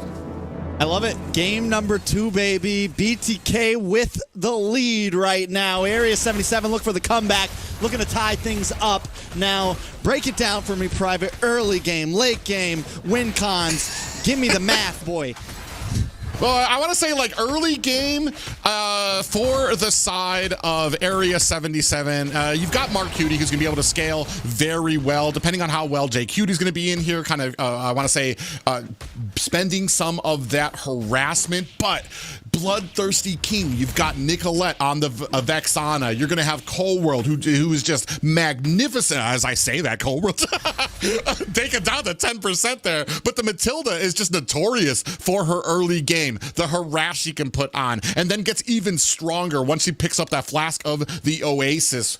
I want to say, man, for me, the win conditions for Bloodthirsty Kings are, I mean, it's all pretty much in their bag. With Coldworld on this Matilda, they're going to have the engagement power. They're going to have the disengage from her. They're going to have the shielding from the flask of the Oasis. It's going to be on these great opportunities from Area 77. Are they going to be able to protect Tarzan? Are they going to be able to instigate the fights themselves instead of getting caught? Because I feel like if they can delegate these fights, if they can say when they want them, they're going to have a much better time this game than they did last.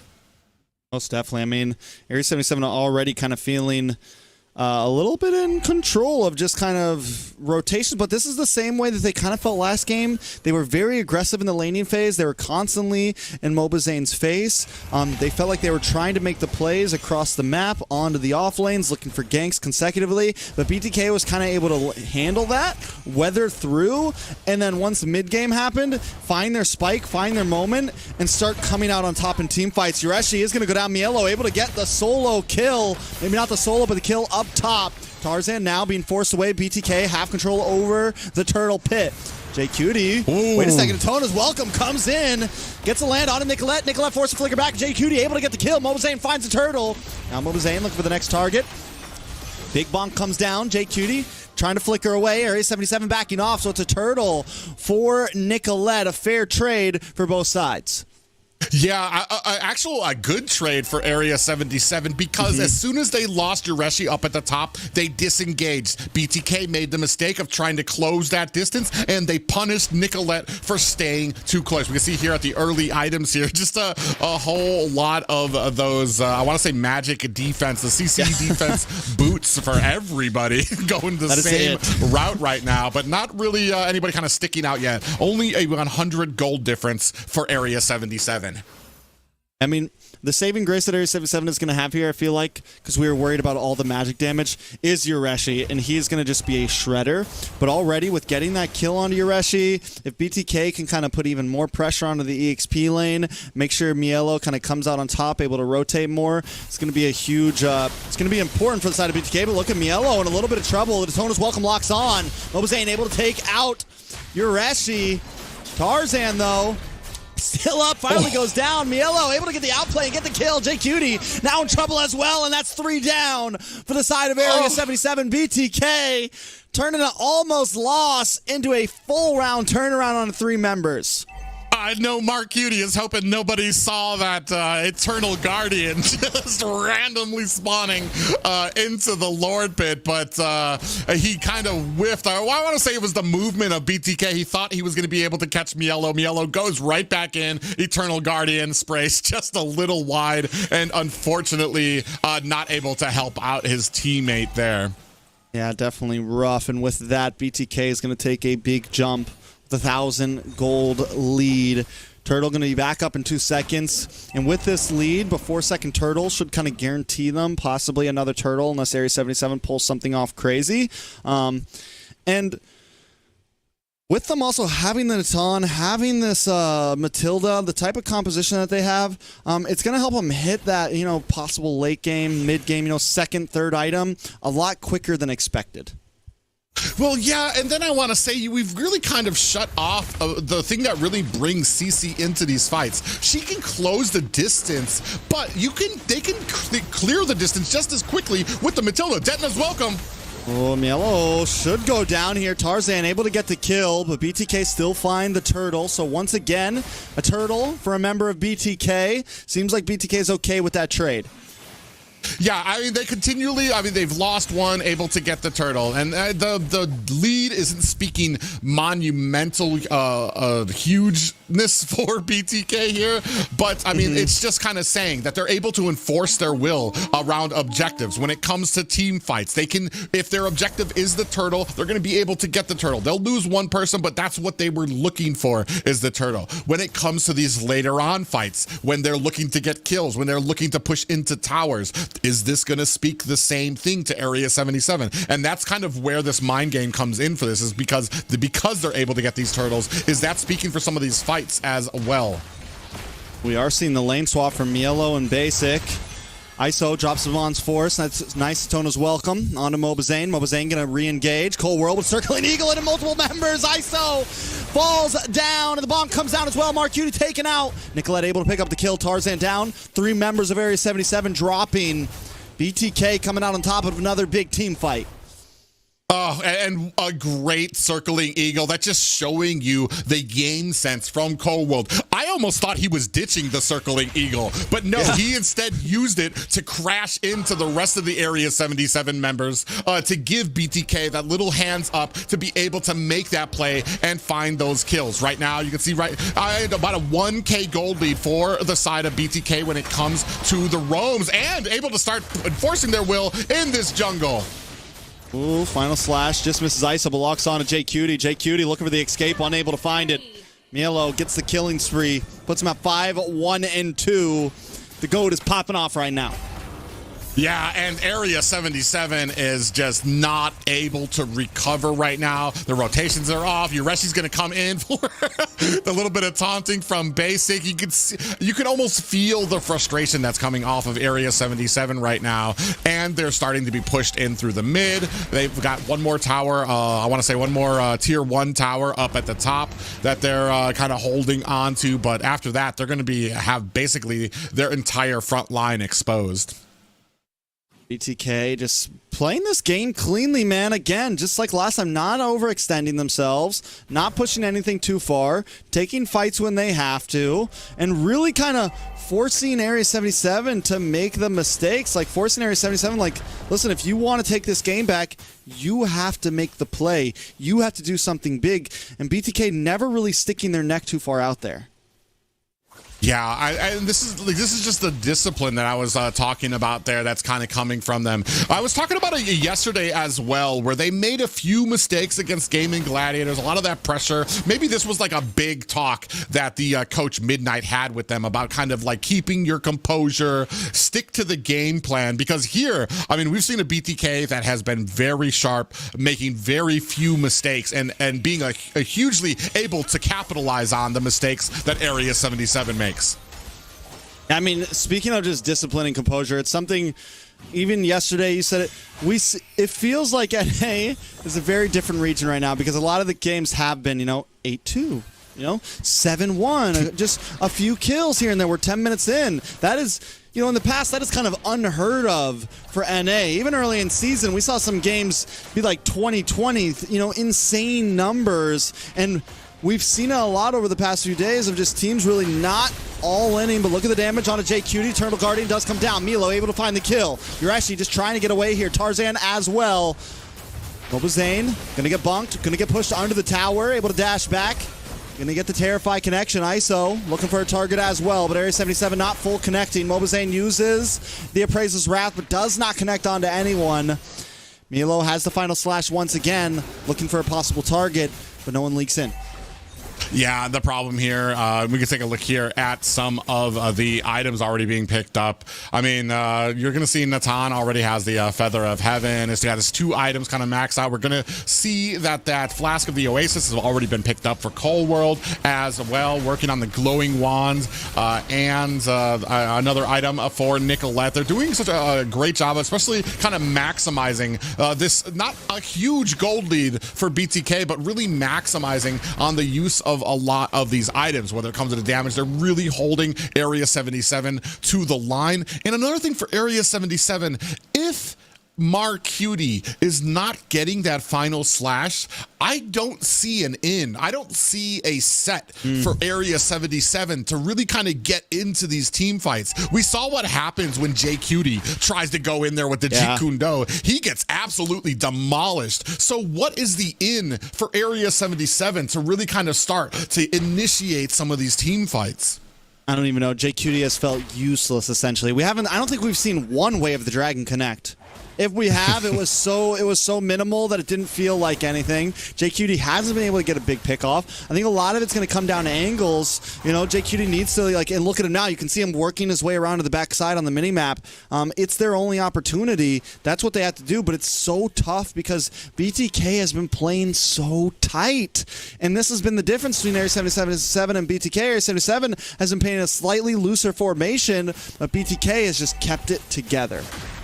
Yeah, even here, Nicolette kind of pressed in the back, but not too far back. Just enough so that if she gets caught by somebody, Mielo, Mobazane, they're going to be able to kind of close the distance on her quickly. And even, like, this is, like, great positioning from Cutie. Any other type of game, you would see he'd be able to find that, like you were saying, the Way of the Dragon from the back. But he's not able to find the angle, not able to find the opening. And that's kind of the double-edged sword you have for a Cho, is if the enemy isn't making those types of mistakes, like, what is Cho to do here?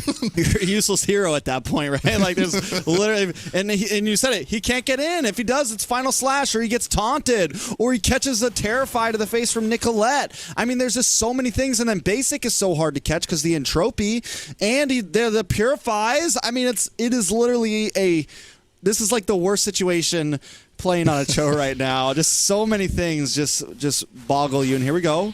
He's looking for the play on Emilo, but the Way the Dragon kicks him away. Oh, man. That's rough. Yeah, it's just those little things. I mean, you might as well, like, it's one of those heroes like a Hilda, too. Like, when you're this far back and this team is sticking together, you can't find those opportunities. And that's one of those things, it's like you're really banking on that early game aggression. Unfortunately for Area 77, they didn't have a comp to really give them that edge in the early game. The only person, maybe Yoreshi would have been able to put on that damage. Cutie possibly would have had that ultimate early. But as this game kind of progressed, BloodThirstyKings came on very strong. They've been able to get these objectives unanswered, now sitting at about a 7K gold lead at the 12-minute mark, and not, like you were saying, not a high kill game. Every single time they get a kill, they push for an objective. They're keeping this very disciplined. I mean, I will say this.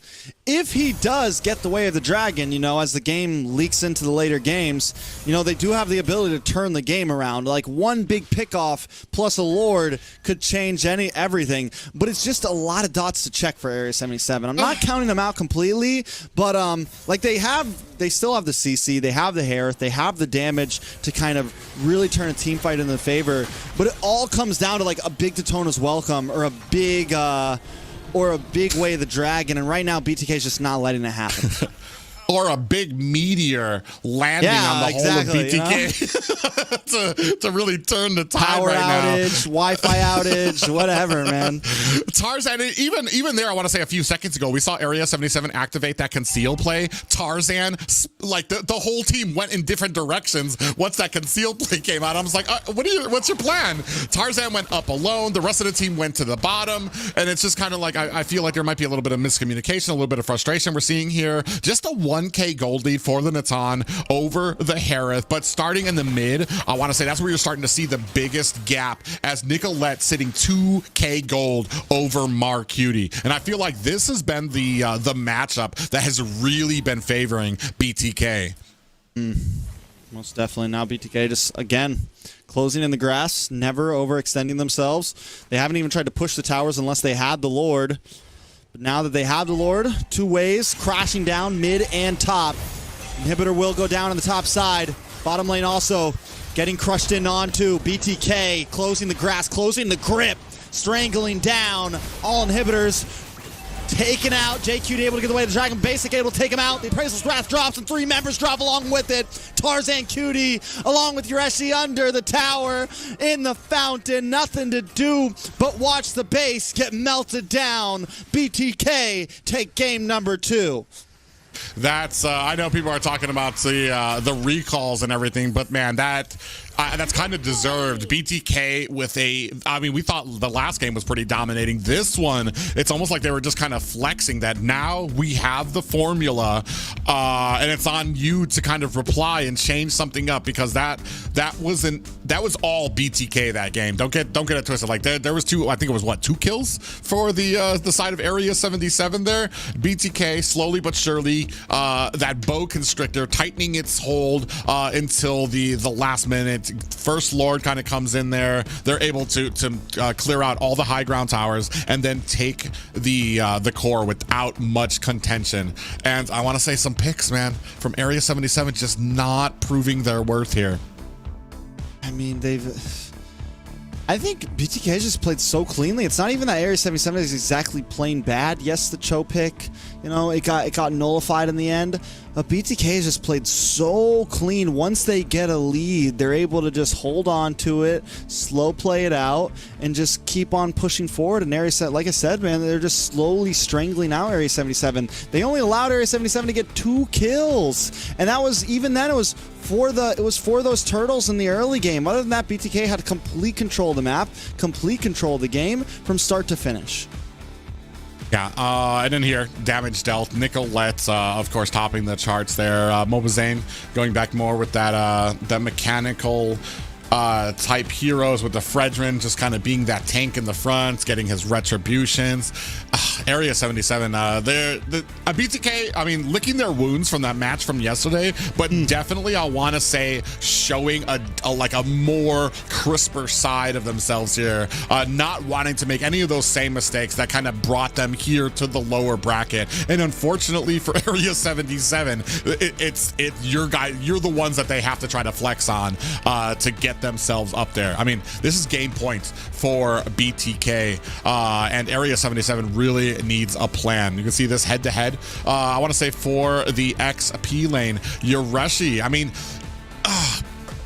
I'm gonna from what I've heard, Yureshi does a lot of the shot calling for the team to kind of get them organized and where they're at. And I've seen this before when it comes to a lot of these teams. They're not really able to kind of expand or explode out there because they're worried about so many things happening on the map. And just Yellow doing such a great job. That's just not somebody that you can have in your lane that you're going up against where you've got all these other concerns on the field.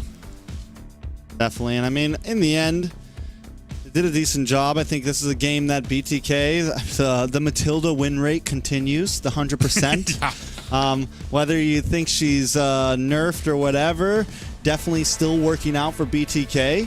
One thing you mentioned that, BTK, they take the loss last time, and I think a lot of BTK fans came into tonight sweating, a lot of BTK fans came into tonight worried.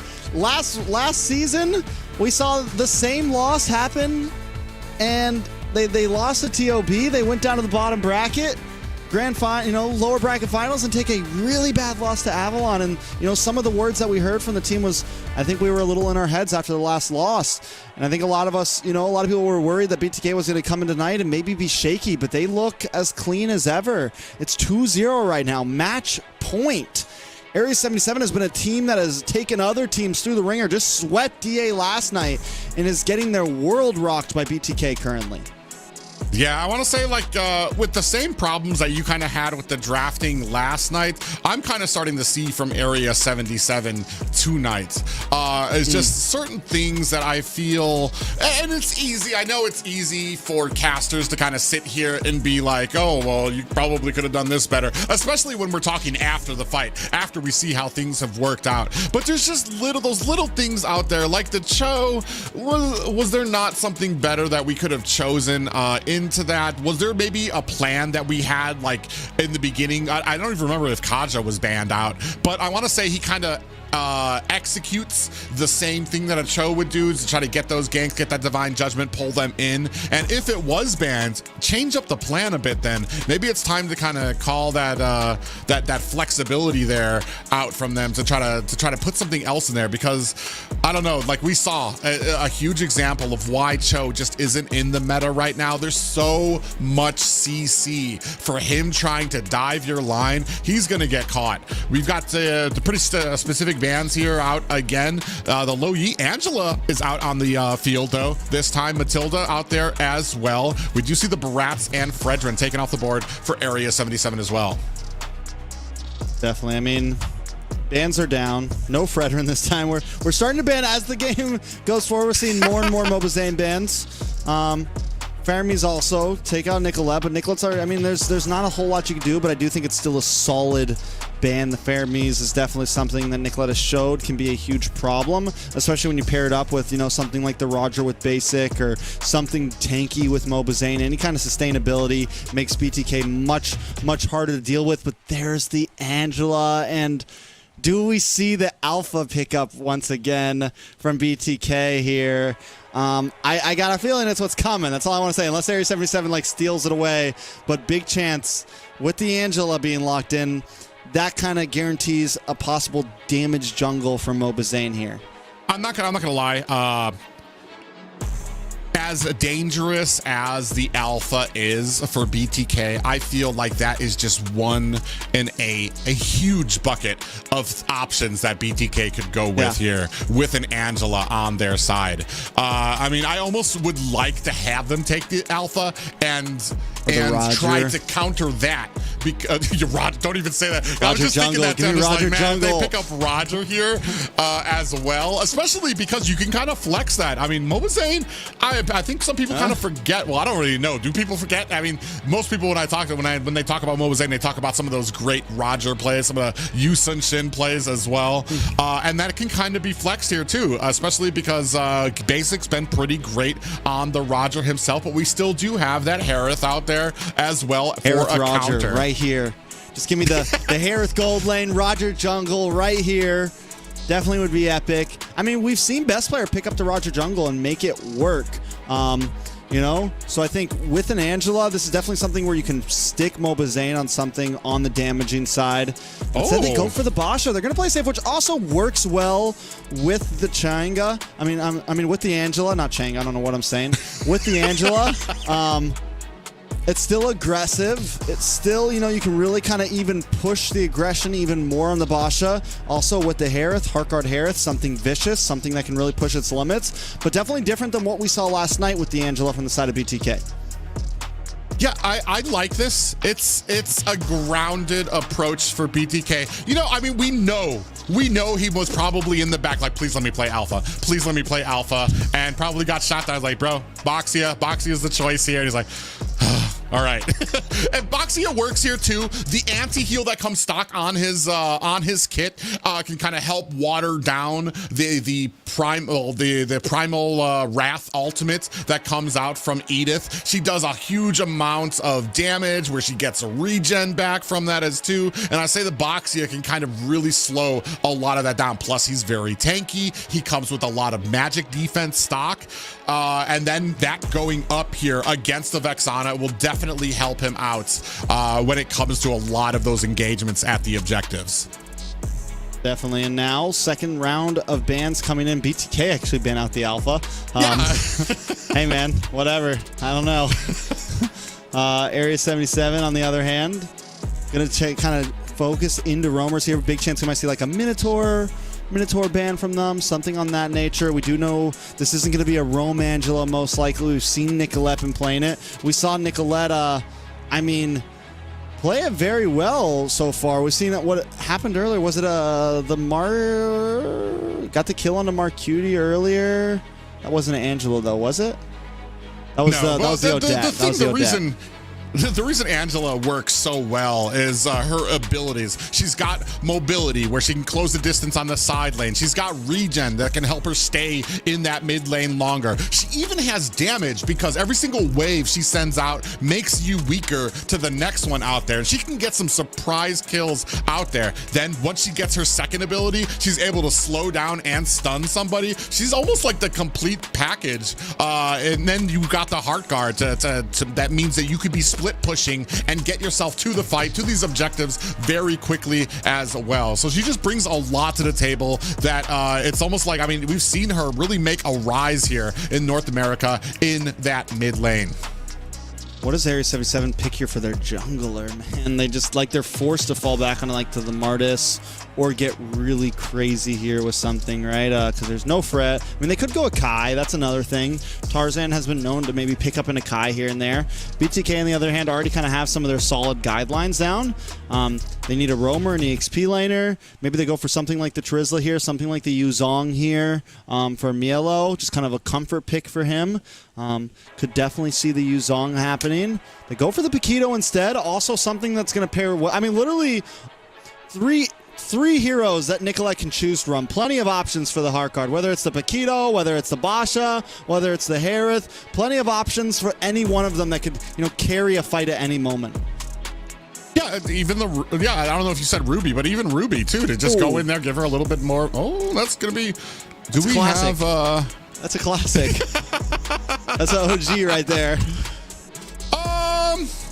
I don't think we don't have any stats we'll on that. See it's how the first it matches up.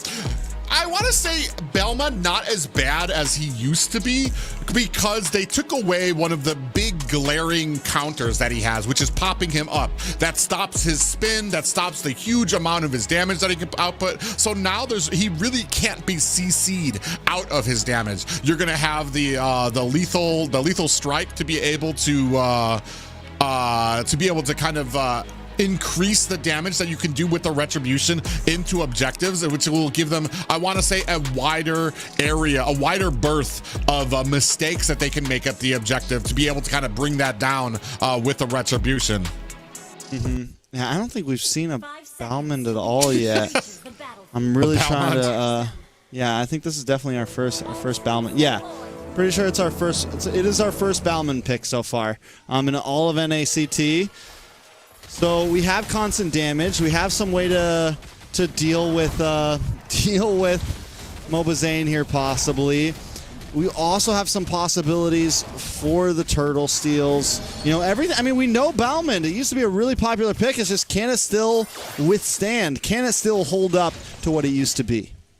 Yeah, that's going to be the real question here, especially when you're going up against the anti-heal of Mobazane, the tankiness that's going to be out there. Plus, you're worried about Nicolette with that heart guard. Is he going to be lethal countering onto somebody only to see the dust clear and they've got a heart guard on top of their head? It's going to be come down to see, I want to say, how aggressive they can get here, because Balmond, once he gets ahead, I want to say it's very hard to stop him. You can see there, guys, the ticket for the grand finals. Everybody's has the ability to go ahead and sign up for that if you guys want to see us there in Las Vegas.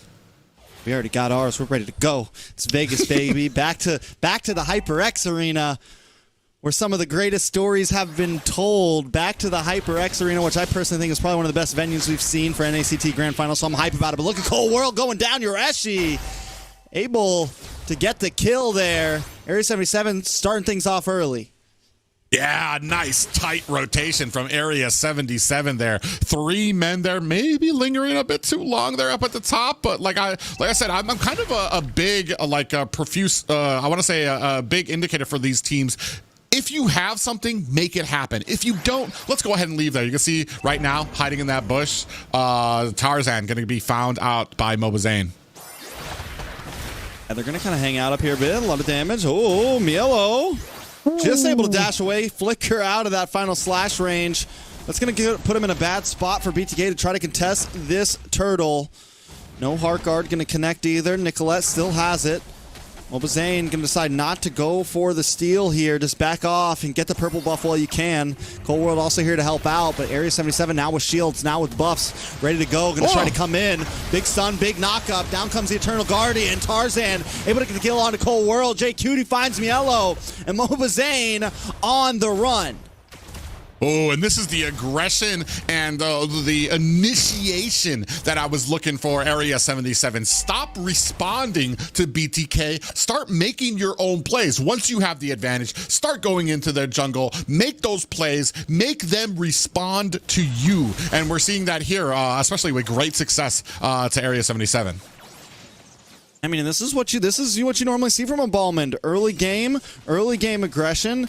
Whether he's been in the meta or not, you still know that the damage is there, especially in the laning phase. And with kind of the squishier mid with something like Nicolette here, you kind of lose a little bit of CC there. You lose a little bit of that aggression. Milo also not really able to deal with some of the initial burst damage coming from Yureshi and Tarzan. It's definitely something that I think is catching BTK off guard here. Yeah, and that's kind of the one thing that you were talking about too, that you lack in the mid lane from Nicolette right now is clear. Oh, ISO in trouble. They try the gank, unable to connect. Should be able to get some gold plating here. But MarQt and JQT able to come in and defend, and BTK unable to make something happen there. Yeah, and that's not often that you see BTK with a failed gank on the side. Just great, I want to say, map presence from ISO. Sees it coming immediately. Doesn't try anything fancy. BMIs himself to safety. And then you have JQT and MarQt there to kind of help with the support to try to protect that lane, make sure they don't get much out of it.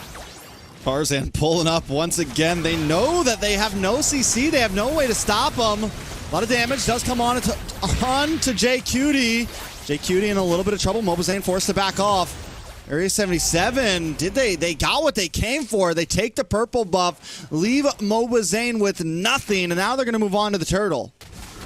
Yeah, I mean, and uses that lethal counter to start robbing Mobazane of his jungle minions. He's not going to have it for this turtle, but he doesn't need it. They've already kind of pushed back BTK. They don't even want to try to go for this turtle. Pretty smart on them to kind of try to make something happen somewhere else. Unfortunately, I want to say a great game right now for Area 77. As we're taking a look at some of these items, Balmont has already picked up the War Axe for his side there. Mobazane's still looking. He does have... we do have a Heart Guard. Basic with the Heart Guard.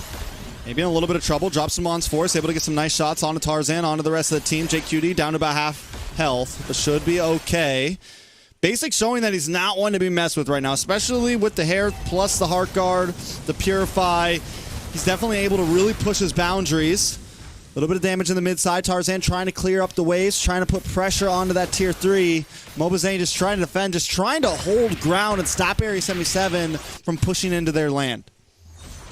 Yeah, and I mean, he's doing a decent job of it. We saw before when it came to the items, only had the Molten Essence for Mobazane. Oh my gosh, Basic with a blazing duet all over his face. ISO claims himself a body.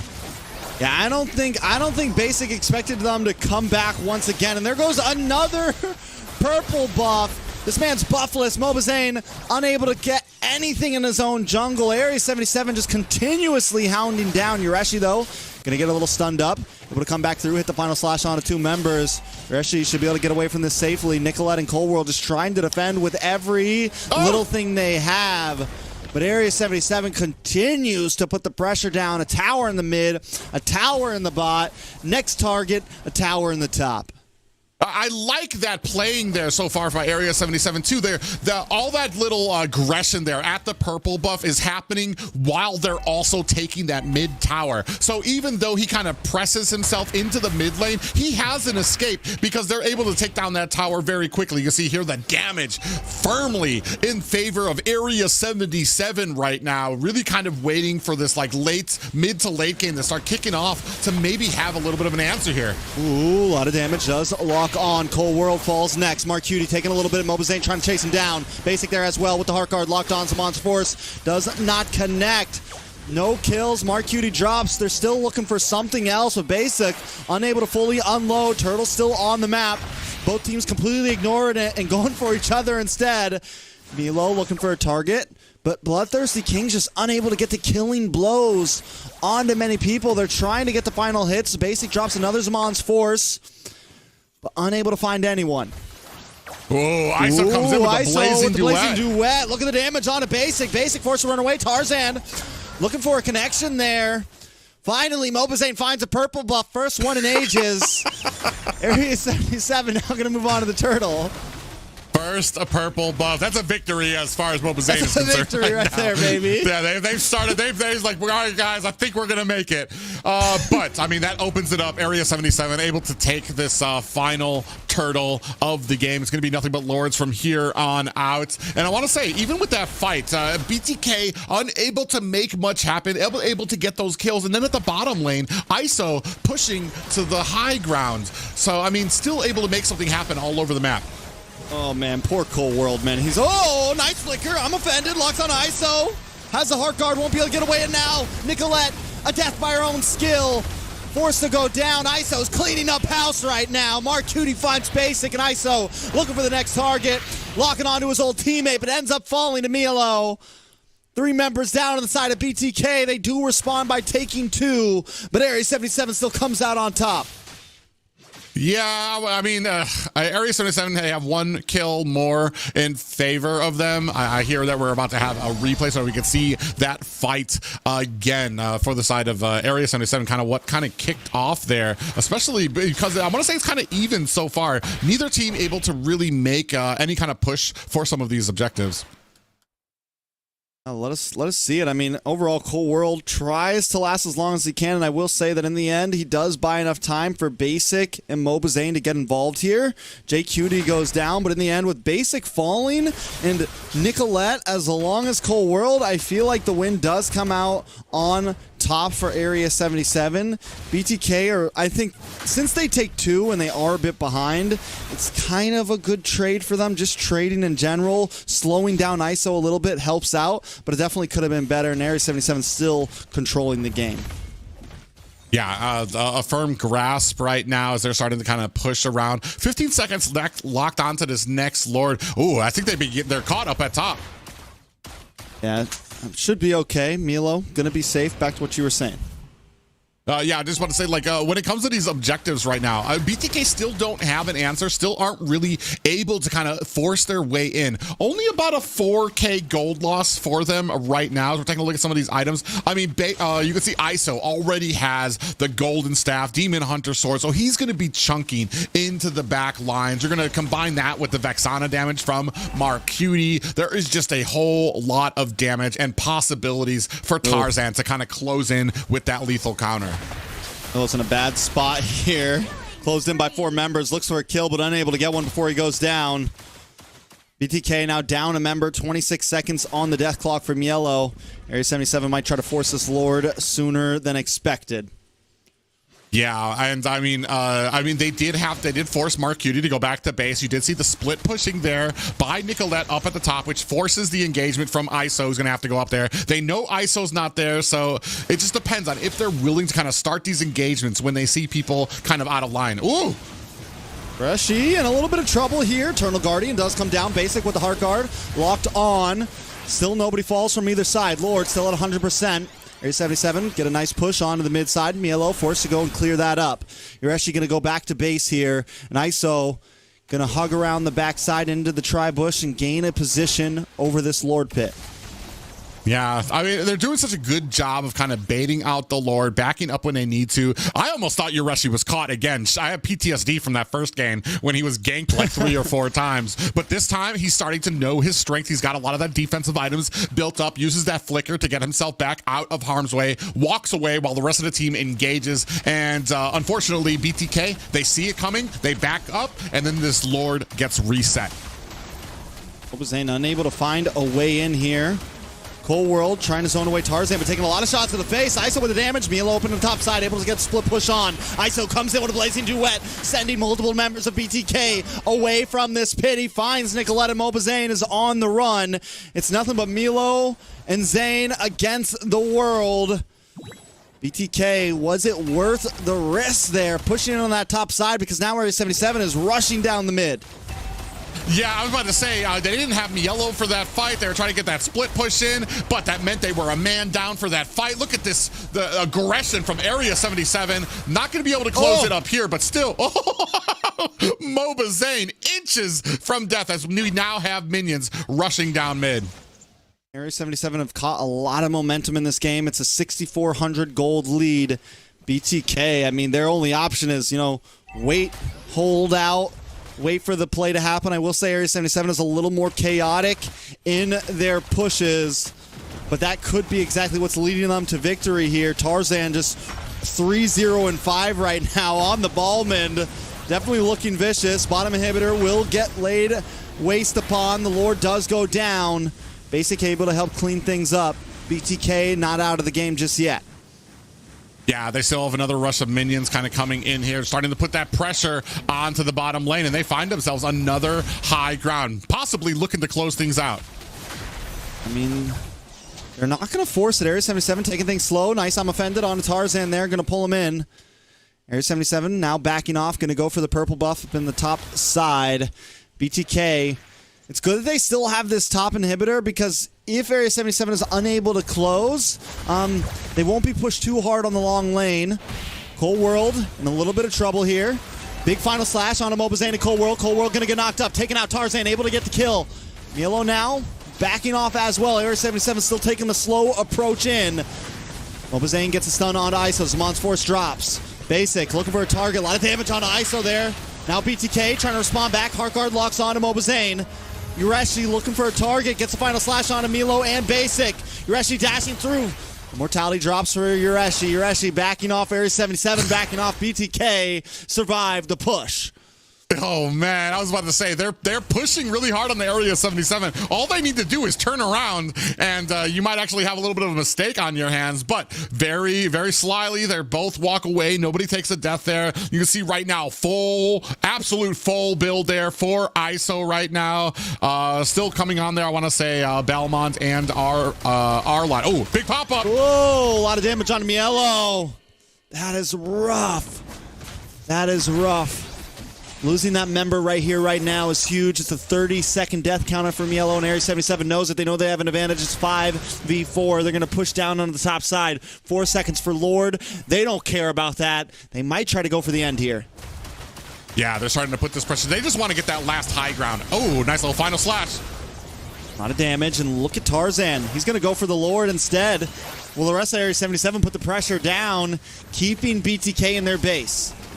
Yeah, I like this decision here to split push into it, get that last high ground out there, because now it means that even if BTK wanted to contest it, they have a timer. They have only so long that these upgraded minions will start pushing into their base now. They have no protection, no high grounds left, so they can only kind of linger in these fights for so long, and that's exactly what Area 77 wants. They want to keep that pressure on BTK. Area 77 doesn't care about match point. It's just another game to them. And they're ready to take us the distance here. BTK on the edge, down all inhibitors. Can they even defend this push right here? If they can, it could be the answer. We did see Basic pick up the Holy Crystal. Will the damage be enough? ISO into the backside with a Blazing Duet. Looking for Nicolette, looking for Cold World, but they find Basic. Tarzan gets the kill, and that's the major damage dealer for BTK. Yureshi drops to Mielo though, but he's gonna die for that one. Lord still crashing in at full health. All they gotta do is lock onto the base, and that should be it. Area 77 taking us to game number 4.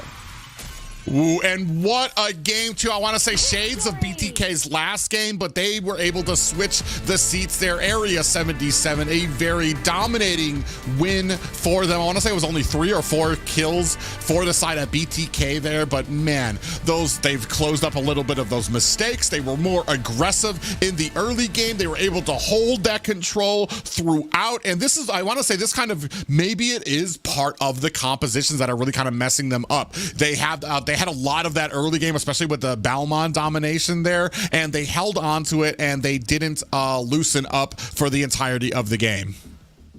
And we've been seeing Such different picks come in these past 2 days and win games. And I mentioned in the very beginning of the series, I was like, Area 77, are they going to get a little flavorful? Can they pull something out that catches BTK off guard and make it work? And if a lot of teams picked up the Ballman, we'd be doubting it. A lot of teams wouldn't be able to pull it off. But Area 77 know what it means to pick this. They know they have to be very aggressive in the early game. They know they have to push in, play for objectives, play for BTK's objectives, and if they can pull it off, it is their win con, and they did it perfectly. Yeah, here you can see ISO. I mean, he had a huge job. The stats, I want to say Tarzan had a huge game, but that is what enabled ISO to kind of get fed, to be very lackadaisical in his lane, just get the goal that he needed, so that by the mid to late game, he was chunking them down, able to get into that back line. You can see here, Yureshi doing a great job on that XP lane, not getting caught as often as he was in the first game. There were some parts where I thought was actually kind of questioning, but he was able to get out with that flicker. And here's that jungle matchup that I was talking about before. 6-0-5 right now. Tarzan just did such a great job here getting those kills, and especially on the Belmont, who I want to say fell off, but he does lack a few of those counters now that his spin can no longer be interrupted by pop-up. So he's still dealing a ton of that damage to your players, even when you're CCing him. So once the CCs are off, you're one lethal counter away from like losing 2 or 3 members. Yeah, I mean, it's huge. I think just this win alone for Area 77 could be the tide shifter. It's going to be a nice game of a nice gain of momentum. Also, winning it, you know, with the Ballman changes things a lot. Shows that Area 77 still has more cards up their sleeve for a game number 4 and possibly a game number 5. BTK were just kind of, I mean, they came in so strong in game 1. They came in so strong in game 2. And Area 77 finally kind of gets them on tilt there. You know, can they carry that into another game? Can BTK kind of, you know, get their composure back? A lot of questions in the field for me. One thing I've noticed too is that was Harith on BTK's side as well, and then the last game that Area 77 lost was Harith. Man, Harith is just not faring too well right now, at least in North America.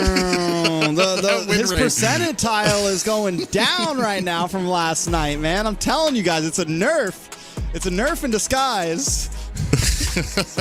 Well, I mean, it's either a nerf or it just takes one of those special hands that need to play. I know when Ruby was meta, even here, like she had one of the worst win rates despite being like one of the highest pick heroes, which kind of points to you needing to have maybe a little bit more of a mechanical gifted hand to be able to play them correctly. That might be the same that we're looking at with Harith here. Still on the board right now. Still got that Angela out there and the Matilda out there as well. We saw Angela didn't have as big of an effect for BTK as we thought she would. Yeah, BTK definitely though looking for something here. They ban out the chip here. I think it's definitely kind of like it's a decent ban, but it's also a throwaway ban, like maybe looking for trades. And like you said, there's the Angela, there's the Matilda. We are looking for trades here on the side of BTK. Area 77, do they first pick this Angela and take it away from BTK?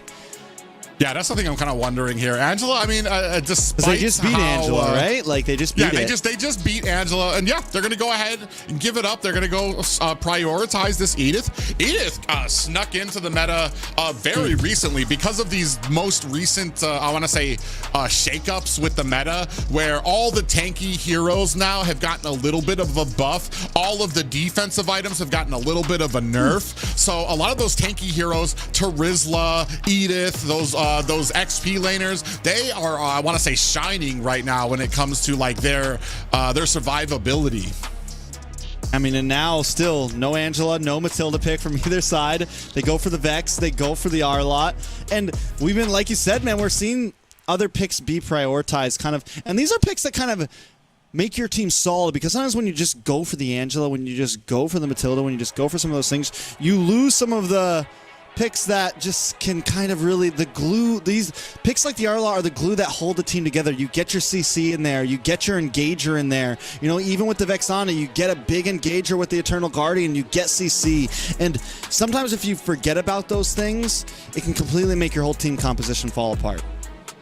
Yeah, I mean, it's interesting here. I do like this this Valentina pickup. I mean, I'm not sure that we're going to be seeing an Angela this game just because, I mean, she shines in that mid lane too because she's got such priority. We did see a little bit of a problem though with it in that what she lacks that other mages have, especially that clearing the mid lane and being able to rotate quickly is one of the places where she needs a little bit of a help, where you might want to have a Grok on your team or something, a roam that can help clear out that mid so that you can kind of escort her to kind of get to those lanes. Because when she's left by herself, I mean, you're like heart wave, like, man, these minions aren't dying. Meanwhile, your side lanes are getting ganked. You're not able to help them, especially in those early moments before you get that level 4. And now Mobazane finally going to pick up the Panda. Been waiting for this pick. I think it's a solid pick on it. It's like one of the few utilities, and you know, the Basha now going to get banned out from BTK, but I think it's been kind of his fallback whenever the Barats and the Fredrin are banned out. And now with the Basha gone, I feel like the jungle has been a really important pick for both teams. When we see Tarzan really unable to get something super solid, we can see the team falter. Last game was the first time we saw him, you know, pick outside of the box though and pull something off. But with an Akai on the field, a Ballman, you know, isn't going to be able to do its thing. With an Akai on the field, an aggressive jungler isn't really going to be able to stand up. So now Tarzan might finally actually be in a tight spot. Well, yeah, that's one of the things too. I believe they changed it. Oh no, it wasn't Akai. But I want to say Akai used to be the ultimate counter for Balmond in that he could pop up Balmond and stop his spinning. Not so much this time, but you still have that heavy spin that can pin Balmond against the wall. He won't be able to retreat. He won't be able to get off his lethal counter to try to get some of those objectives. Meanwhile, Akai is going to be able to get the retreat while he's heavy spinning as well. So, I mean, a good pickup there. Just depends on where we're going with it. I really wasn't big on them picking Balmond a second time in the first place. I feel like that was like one of those little like one time to surprise you, and now we've established our foot. We've got our foot in the door. We're gonna kind of try to keep this pressure on. Basic, they're gonna go ahead, take away this Claude. Well, I mean, the Roger was already picked up, but they're gonna pick up this Claude. Hopefully, try to show a little flex on ISO, show him how it's done. They got to go something outside of the box here, man. I mean, everything is gone for Tarzan. This is a tough call right here. Maybe they go for something more on the assassin side, you know, fall back to something like a Noland or something out of the box here. I feel like if they were going to do that, though, they would have had to pick up the Angela. Yeah, man, if there's no Martis, no Basha, like Tarzan, does he just fall back to an assassin here or something? Oh. Yep, he's gonna go for the wait. It might be a swap though. No, it might be jungle Roger, and they go fighter off lane. They go double fighter off lane. Maybe. Where's this Edith and this Benedetta going? That's what I'm saying. Double fighter off lane. Edith EXP. And I mean, we're not seeing them swap, so. Yeah. But it could still swap. I'm saying it's very possible. It's very possible. Just putting that out there. They could swap, you guys. Hey man, I'm expecting it, honestly. I feel like the Roger's possibly more viable. I don't know. Yeah, we can see we're still waiting on Cold World to see what that last roam is going to be a pickup here. Minotaur, I want to say those big setting potentials kind of taken off the board right now. I mean, okay. Gonna go with the show. Okay, so Yureshi is going to pick up. So Yureshi stays on the Edith, JQD on it. I think all last swaps are in. Nothing major going to happen here. The Cho on BTK, I mean, I think it's solid enough. It can maybe catch off Tarzan if he decides to, you know, get a little too deep. I think there could have been some better picks than the Cho, but honestly, with the way that I like BTK's draft, man, I like it. And the Benedetta's a wild card. Benedetta's a wild card. You have the Eye for an Eye, you have the Electro Final Blow, you have some dance maneuvering to deal with the Akai and still play for objectives, but it is going to be much harder. Yeah, and I was going to say, I mean, the Eye for an Eye, depending on if you can line it up when Cho's trying to come in for his Way of the Dragon, might be good enough of a counter for them. But, I mean, Trex, so we're at game number 4 here. Let's go. Game number 4, match point for BTK. Area 77 coming back with 1 win last time. Can they turn it into 2 and bring us to game 5? Last game we saw a nice out-of-the-box pick with the Ballman. This game, another one, but this time it felt a little more forced. It felt a little more like, what do we pick here? They bring in the Benedetta, which, as I said, there's some possibilities with it. You have the Electro Final Blow. You have some dance possibilities when it comes to kind of Turtle and Lords fights, ways to kind of move around and position yourself when you're going up against something like an Akai and a Cho. Yeah, we see a whole lot of, we got a Purify on Mark Cutie, Purify on ISO as well. Definitely looking to kind of count. Oh, we have a little bit of engagement. A lot of an engagement, all for a Litho Wander. Both teams showing that they want to put the pressure down. Now, I think Area 77 has possibly more early game pressure, so BTK's got to kind of take things slow. That's a whole lot of dancing shoes there for Quantum Charges on the side of Area 77 there. They're looking for the mobility. They're looking to be able to engage and get those rotations onto the side very early.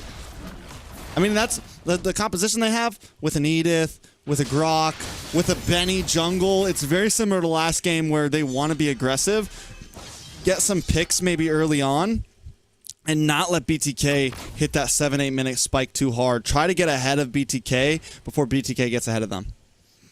Yeah, it's all going to kind of come down to this first objective I'm really looking for, because that's really, I want to say, like, especially teams like BTK, Area 77, they really shine once they get that control. Once they're able to get some kills on the board, they just really start pushing, and it's so hard for teams to kind of come back from that. BTK not forcing anything either. Milo does dash in there, but still both mid laners hanging out on the boss side. Big final slash. Nice Terrify on Yureshi. Yureshi looking for someone as well. Mobazane able to get the turtle, looks like. Area 77 also not forcing anything, but it does look like Tarzan went up and stole the orange buff, so at least making up something there and actually keeping themselves slightly in the gold lead. Yeah, I was just about to say, it kind of looks like Tarzan went up and cleared out Mobazane's jungle for that, but I think Mobazane realized that, sees him over there, is going to go start trying to contest here at the bottom. We might have a fight on our hands. Yeah, they're going to, Mobazane's like, no. He already knows that he took his jungle up there. He's like, we're going to now come for yours. And being that he has the Akai here, he can definitely try to fight for this. They're not going to overforce it, though, man. BTK doesn't want to try to make that. Ooh, they might have to, though. Electro Final Blow does connect. Milo in a little bit of trouble. Tarzan able to get the kill. Mobazane now backing off, running away. Area 77 getting that fight, and this is what I meant to where Area 77 has kill pressure in this phase of the game. It was just a great combination. You had that big wild charge immediately. Electro Final Blow comes out there. Mark Cutie throws down the Eternal Guardian. Mielo couldn't even do anything. He was in a coma, just sitting on top of the Final Blow, gets chunked down. There's just so much CC, and in combination with Tarzan, there's just it's a lot of damage that you're not able to answer back with. I love how ISO's like, do I go for it? He was really like second guessing. And I think a lot of gold laners are still getting comfortable with after the big buff on the towers, where if you're sitting under the tower, it's like your defensive boost or the damage reduction is even more now. To whereas like in the past, ISO probably could have gone for that and gotten the kill. But right now it's like, can I get the kill? People are still kind of like feeling it out. Well, not just that, but you just lost a whole bunch of points on your defensive items, too. A lot of marksmen kind of leaned on some of those, the pants, some of the warrior boots as well, to kind of give them a little bit of chonkiness in the early game. You don't really have that, and you have to be a little bit more careful as a marksman, especially in the early game when you're looking for to try to kind of get some of those kills or make a play. I mean, the whole game, it feels like it's definitely just those losing those defensive boosts from those items really kind of changes the way a lot of Marks have to play. I feel like even over tonight, we've seen a lot more just full damage builds. We haven't been seeing people, you know, pick up the Thunder Belts and things like that as much. And I think we're going to see a lot of that start to change. And gold laners are going to have to start being a lot more meticulous about how they engage overall. And not just early game, but mid, late game, the whole way through. Yeah, that's a big point, but looks like we're going to be starting on this next turtle fight. Ooh, Mobazane gonna get knocked up once again. Mielo dancing back and forth, getting the dashes. Tarzan able to take out the turtle. Mielo looking for the kill, but unable to find one. And BTK now on the run. Mark Cutie finds the kill. Area 77 coming out on top in this early game once again. Yeah, but fortunately for them, because they pulled out one of their laners for that fight, Basic able to answer back with a tower of his own. I don't say it's exactly even because Area 77 answered with a tower of their own as well, but BTK still trying to make something happen, still kind of pushing on the map. Nicolette almost in trouble there, able to get away. I was worried. I was stressing. Nicolette was stressing. It was just like, hey, how you doing? Just gonna walk our way through here. I thought for sure we were going to see a wild charge or something there, but Area 77 doesn't fully risk it. Taking a look at this fight. This is what I was talking about, Tarzan, man, using that Electro Final Blow so cleanly, working his way to the top side, then bringing it down, able to make sure he secures these objectives. And once again, I mean, the Edith too, Yureshi's been so great at getting the knockups onto Zane, where Zane has been unable to connect onto these objectives. Yeah, I'm kind of questioning now, too. We're kind of seeing shades of that game, too, where when you're behind right now, Cold World just doesn't have a job. It's going to get even worse and worse as we move into the later stages of the game when the entirety of Area 77 is grouping up. Actually, we might have a little bit of a gank opportunity up at top, but, I mean, very quickly, J Cutie sees it's going to go up there, provide some sight and some vision for Area 77. Basic is going to be the real, I think, needs to be the one who really, I think, picks things up here, right? He's the major damage dealer. He's gone deathless. He's got to be able to, you know, play this game to the best of his ability and, you know, really kind of play the macro end. But we got to see Basic show up this game if BTK is going to come out on top. Yeah, sitting at 3-0 for Area 77, now starting to get their positioning for this next turn. You see Mobazane kind of around back, trying to rally the troops for this next engagement. I don't even know how well he can force this. Mobazane, though, wants to take it. Turtle will get reset here. Nice Eternal Guardian does land down. J Cutie able to get taken out, but ISO locking on to J Cold World here. Nilo gets the final slash on ISO. Tarzan able to take the turtle once again. Basic with the Blazing Duet, unable to connect on to anyone. Mobazane with a final spin. Unable to push them away in time, and BTK lose out on another turtle, lose out on another fight, and Mobazane goes down.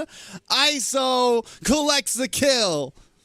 ISO just in the back, I saw him on the mini-map diving into 5 members of BTK. This is what we were talking about with that Roger. If you have a member on your team that's low, Roger's going to be able to use that howl, close the distance very quickly, like in Pounce, then it's pretty much game over. Yeah, it's getting huge. Mark Cutie gets an IMU, responds with a Wave of Dragon of his own. Down on the boss side, a lot of damage. ISO able to take another tower.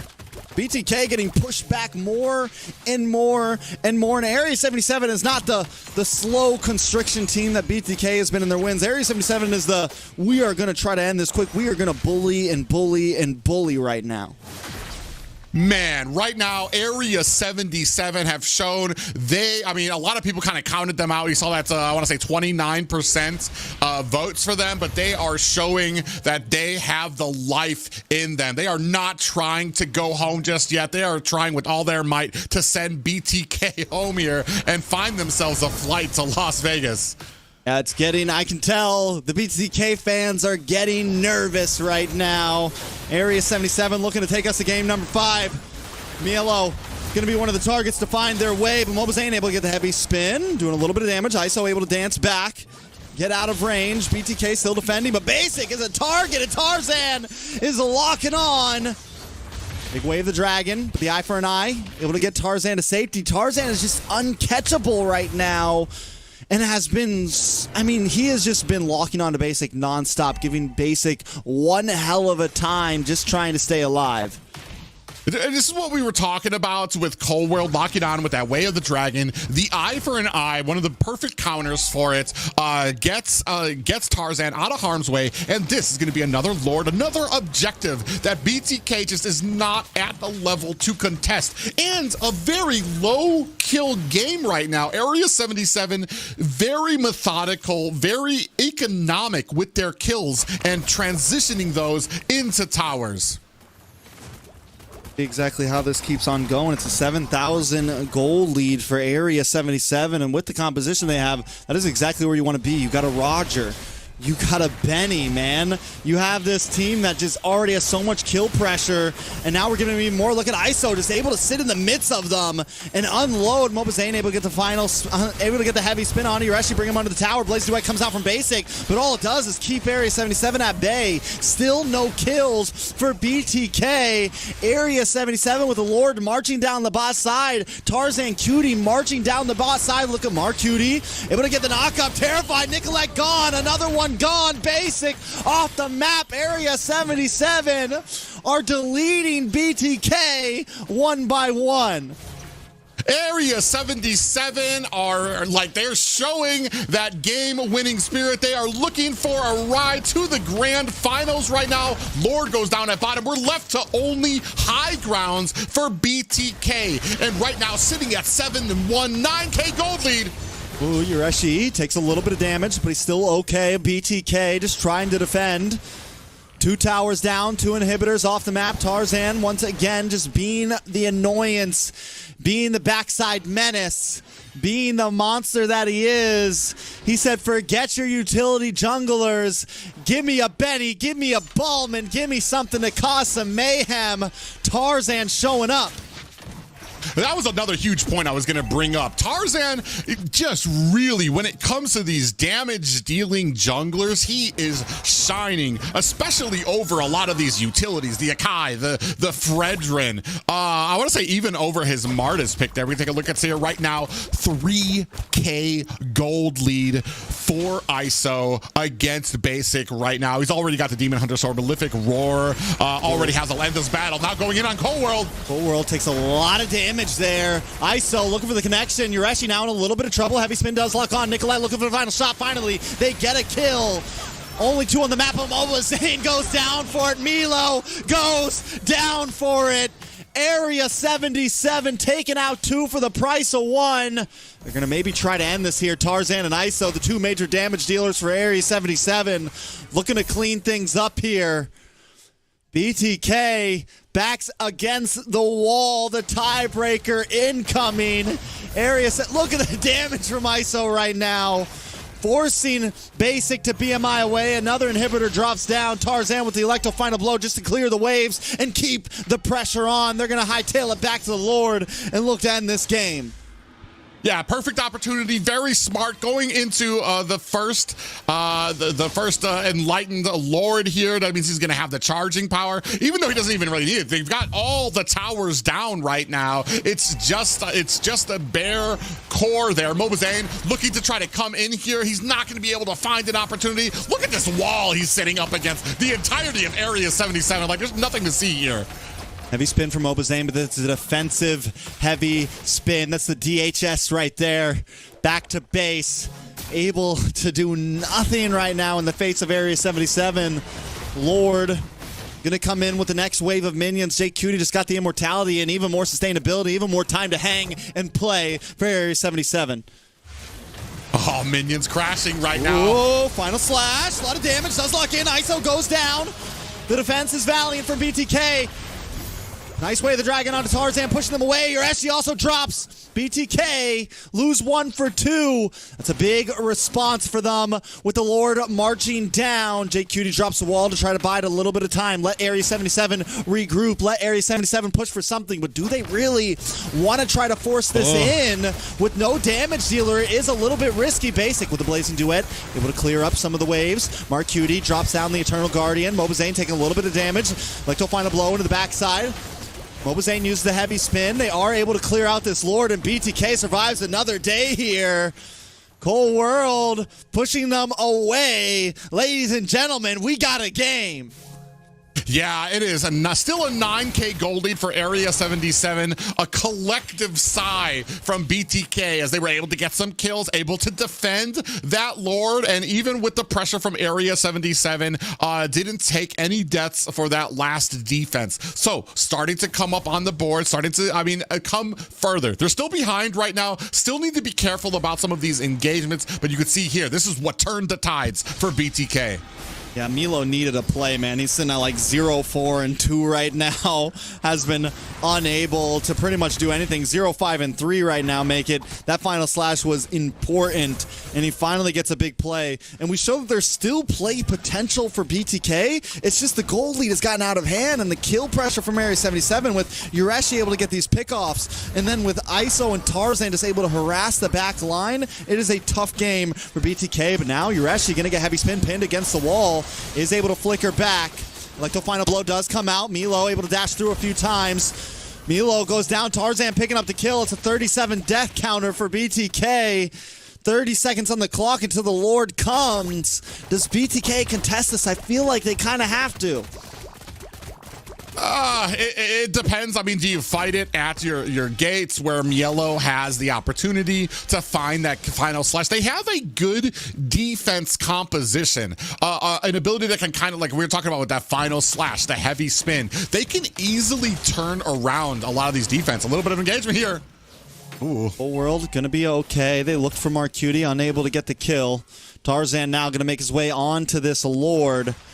Mobazane just hanging out in this bush on the bot lane, waiting for the rest of the team to come in. I feel like maybe they have to force this.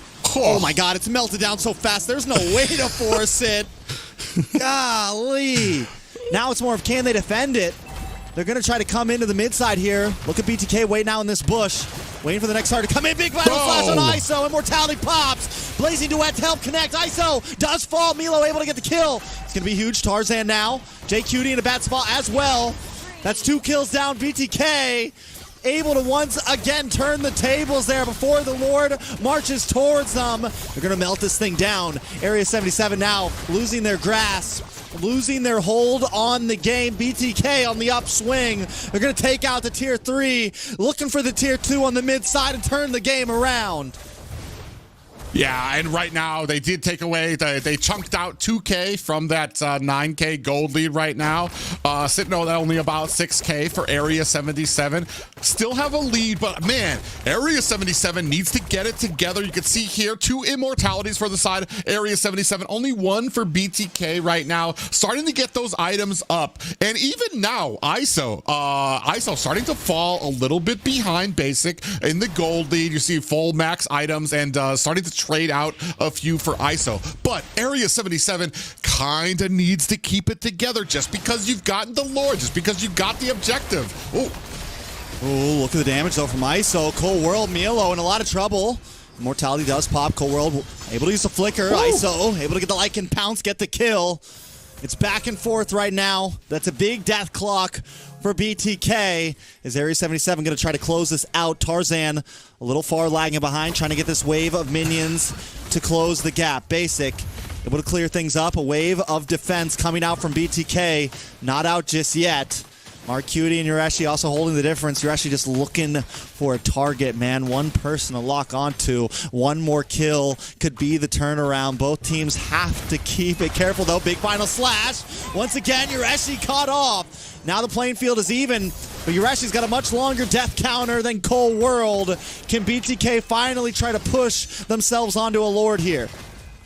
I mean, they're both going to be up by the time this Lord actually comes out. So, I mean, you're still kind of looking at like a 50-50 shot. You have dropped this to about a 5K gold lead, which at the 18-minute mark doesn't really mean much. It's not even a gold lead at that point. You can see here the damage. I mean, kind of even at the mages sitting at 74,000, and then the gold laners at 69 and 52,000 a piece, with the higher end going to ISO right now. But still, plenty of towers for the side of Area Area 77. Plenty of room, I want to say at least one mistake. As you start getting later and later into this game, that one mistake can mean, like, I want to say 4 towers at this point. But Lord coming up at 4 seconds. We're going to see which one of these teams, if BTK can finally muster a solid objective grab.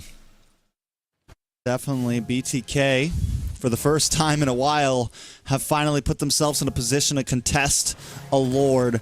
Finally holding a position over this pit. Now, they have to be careful about it because, you know, no inhibitors, everything down. Kind of as you said, it's going to be a little tough for BTK to force this. Mobazane does have the heavy spin, and I think as we creep later and later into the game, the kill pressure that Area 77 once had starts to eat away, right? Like, the Roger doesn't seem as scary in the late game. The Benedetta doesn't seem as scary in the late game, but Basic starts to seem more scary. Mobazane starts to feel more tanky. Milo, even with the 6 deaths, can start to do a lot more. So, when does the cutoff point happen, right? Has it already happened? Is BTK out? I mean, we're at 60k gold right now. It doesn't, the gold lead doesn't even really matter that much anymore. BTK in a strong position, I feel. Yeah, I mean, they just got to make the play. We've been seeing it. Mielo has been finding these great angles, been able to find these great final slashes to take down 1-2 players from Area 77. They're just looking for an opportunity here. Mielo in a great position here for this next Lord. Yeah, he's looking for it, and they don't know he's there. He's going to come in. He's biding his time. Mobazane does use the heavy spin a little bit early. Milo still not engaging. Area 77 forcing them away. Keeping his cool right now. Lord getting chipped down.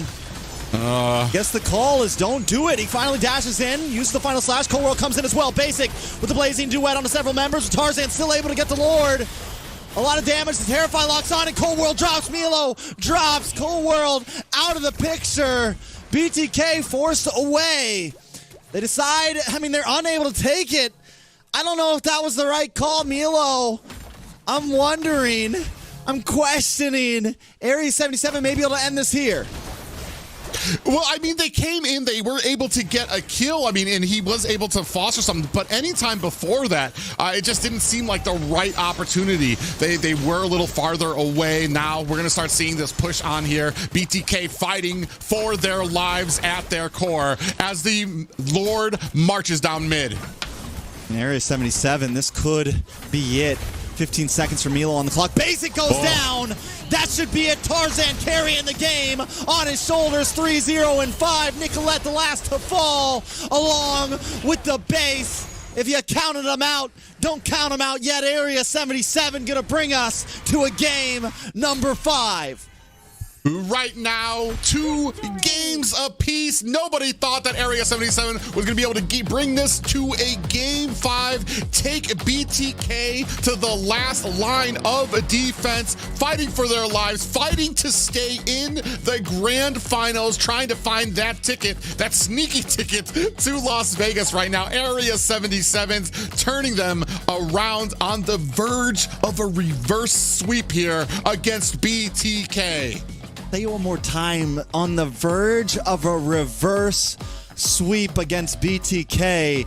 That is not something you see very often. You don't see many reverse sweeps very often. Getting 3 games in a row after taking 2 losses is not an easy feat. Getting 2 games in a row after taking 2 losses is not an easy feat. Area 77 just breaking the mold right now. Taking a look at some of the items, taking a look at everything. Is there anything that vastly points out to you, Private? Bro, we were talking before about it. Well, first of all, Mark Cutie, 4-0 and 12, a huge impact on this game. But the big thing we were talking about before, Tarzan has found himself a nice little crack into this meta right now. It's not that he doesn't really shine when it comes to those utility heroes, but when it comes to those damage dealers, the Benedetta, the Balmon, you can see here, I mean, the gold per minute done by him outshining his gold laner there, the damage, 100,000 damage, 100,000 damage there by Marcutie, and then of course bringing it up with the assists. This is crazy. I'm still speechless, man. Game 5 right now in such a fashion that I did not expect. Taking a look at basic versus ISO, you know, we were matching up gold laners the other day, talking about, you know, who some of the best were, and ISO was, you know, in question of it, right? But a lot of people don't consider him, you know, quite on the level of Zia, quite on the level of basic. But right now, he is showing up. He is looking for the throne right now.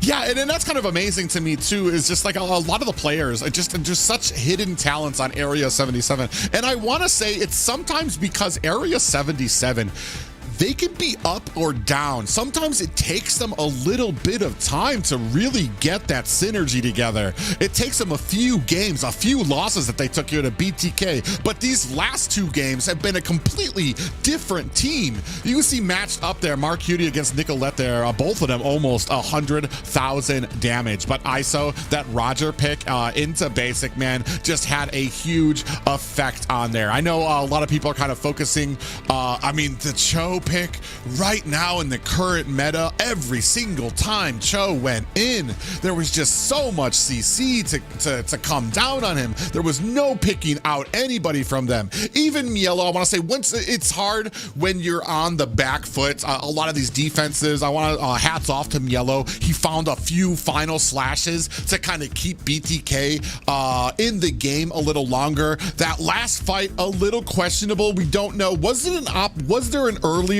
opportunity for him to come in for a final slash? Would he have shown himself a little bit too early? I want to say he waited until they were kind of close to having to lower down, then came in to kind of mix it up with a lot of CC, hopeful that his team was going to be able to come in, get the retribution. They were able to get a kill, lost 2 in the process. A completely different team here, and BTK, both of these teams on shaky ground, but man, Area 77 right now, the momentum at their heels here as we're moving into the last and final game of the playoffs before we move to the grand finals.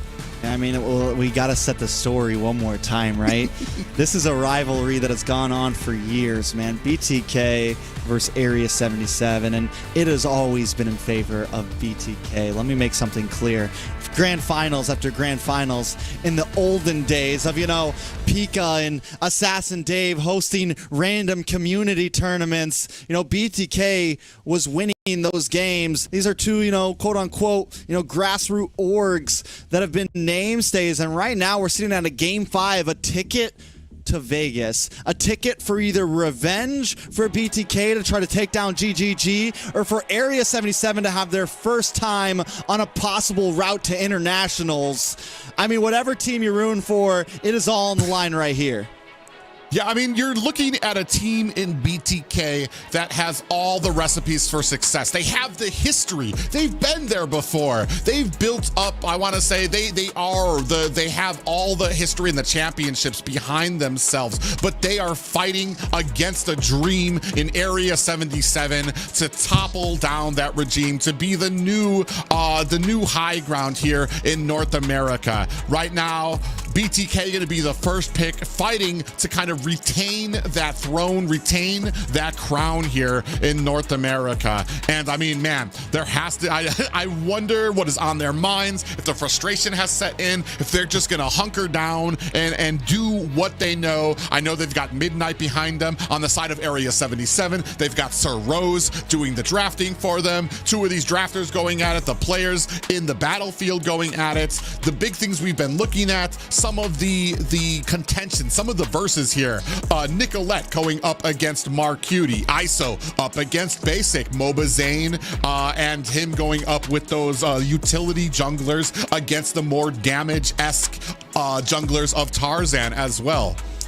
I mean, I can't imagine how these players feel. I have a bunch of anxiety right now. I am emotional just watching this game, like, let alone how some of these players feel. You're on game 5, you know, everything that is on the line. I mean, you can never really account like the amount of pressure that is on, you know, the coach's shoulders, the amount of pressure that's on the player's shoulders, especially when it comes down to something like this, when it comes down to one singular game. Everything has been reset here, and the Edith will be the first pick from Yellow. ISO, though, gets his hands on the Raja, which he's showed incredible things with. The Minotaur hasn't slipped through really quick. A very solid pick, a dangerous pick.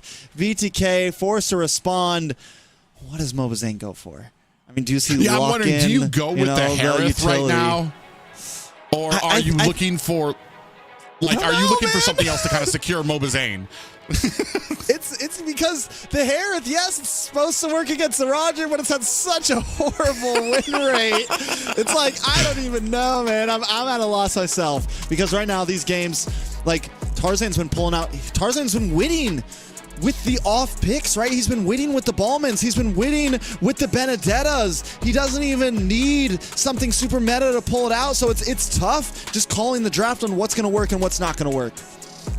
I do like, finally, we've situated Nicolette back onto the Valentina. I feel like she absolutely flourishes on this hero. Not because it's just a mage, but she also gets to expand in her knowledge as a roam. She's going to be able to take that Minoan Fury away from JCutie, help with the sets at the objectives. I've seen these. I've even mistakenly thought it was Lord pop-ups, but it's always been Nicolette that kind of comes in from off screen, gets those set, helps to further BTK's lead for these initiations into these fights, especially when needed, right when that retribution comes out. Vexana picked up on the opposite side, now moving into the second half of bans. Martis very quickly taken off the table by BTK, and then that Matilda and Claude taken off. Very quick bans here. Like, they absolutely knew what they were going to do right away. Yeah, once again, they're forcing Tarzan onto something like the, I mean, it's very similar to last game. They get the Akai, they ban out all the normal junglers, and Tarzan is forced to probably pick up the Benedetta again, honestly.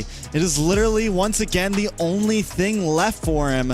And instead they go for the Thamus, which is exactly what they did last time. They leave Tarzan for last pick just to decide, okay, maybe you go for Benedetta, maybe you go for Ballman, you know, something of that nature. And I feel like right here, this time, though, Cold World gets the Kaja. Do you want to still pick up the Benedetta against the Kaja? I think the Cho was supposed to have the effect that Kaja had last time, but this time it's a little easier to pull off. Yeah, was Kaja banned the last game? Was that why we picked don't remember. up the Cho? I was wondering. Halfway through the game, I was wondering that same question, bro. Yeah, because, I mean, the Cho, I mean, we've seen it already. Both teams, I know people are all kind of jumping down Cold World right now because of that Cho pick last time, but Area 77 didn't fare any better with that Cho pick 2 games earlier from there. And Tarzan here, going to go for that more utility, more tanky jungler on the side of Boxia here. He's going to have a lot of magic defense, a lot of anti-heal on his side. And then he's going to be able to rotate. I want to say he's got a very fast clear on his side there as well. Oh, this is it. The final draft of the night. Whether you believed it or not, we made it all the way to a game 5 here. And at this point, whoever wins earns their spot.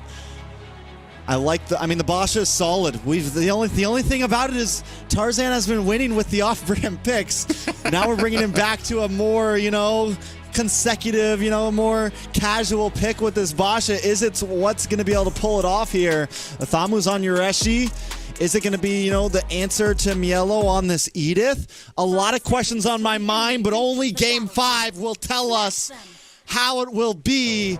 A story that's been going on for years. Area 77 versus BTK. Game number 5. Only one ticket to Vegas. Who's going to take it all? Yeah, ladies and gentlemen, buckle up. This ride is about to hit that apex. We're going, and I mean, this is going to be the most probably exciting game that we've seen. When we were taking a look at the drafts here, some of the compositions here. Oh, you already see a lot of damage. Nicolette! Oh! Oh! Oh, God! Nicolette gets away.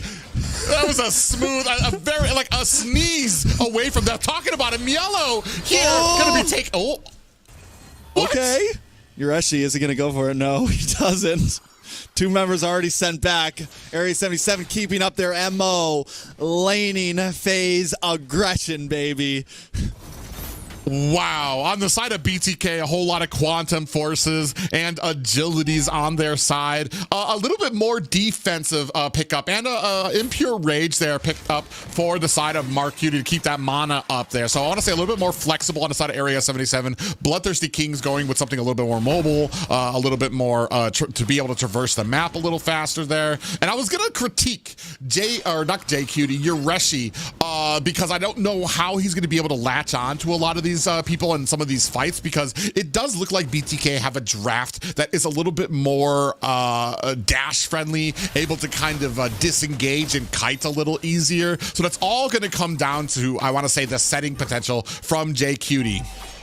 And once again, I feel like BTK just has to get through the laning phase. Area 77 has brought a pretty aggressive comp. You can see the mid side, they're able to clear waves a bit faster, able to kind of out-rotate Nicolette and Cold World. And BTK just have to kind of withstand that. They also have the Thamus, who we all know has some crazy early game aggression. Area 77 looking for that early game snowball, looking for that early game aggression. Nice stun does land on Mobazane. Mobazane a little bit of trouble, gonna get terrified. A lot of damage comes down. You're actually not gonna force the chase. He is gonna come into the purple buff though. Mobazane has to be careful here. Nicolette there, along with Cold World. A lot of damage coming from both sides. Nicolette goes down. Eternal Guardian comes out, but it's not enough to withstand the blow. Mobazane able to get his purple buff, looking for the heavy spin onto Tarzan. Nobody's there to unload the damage, though, so it's not going to be able to do a whole lot. Tarzan brought down to about half health. Cold World looking for one more shot. Area 77 already with a 1,000 gold lead, only 3 minutes in. You were talking about a lot of damage on the Mobazane to make him run away. That was an absolute nuclear attack. He was left with like 10% health just for poking his nose into that pit right now. And early game does not look good for BTK right now. Not able to kind of get that surrounding into there. As soon as one of their heroes comes in, absolutely gets the atomic bomb dropped on them with the damage, and they're going to have to turn around. Mobazane forced back into his jungle very early. Do see that gold lead starting to subside a little bit here. Cold World doing a good job just being a nuisance, annoying here for Tarzan here, but still maintaining a good vision for his team.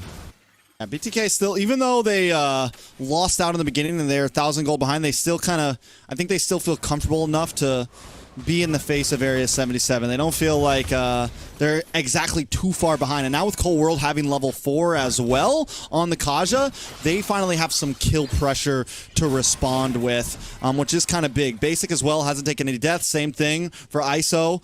A lot of late game possibilities for BTK here. Also some nice mid game aggression and possibilities because of Nicolette and Cold World.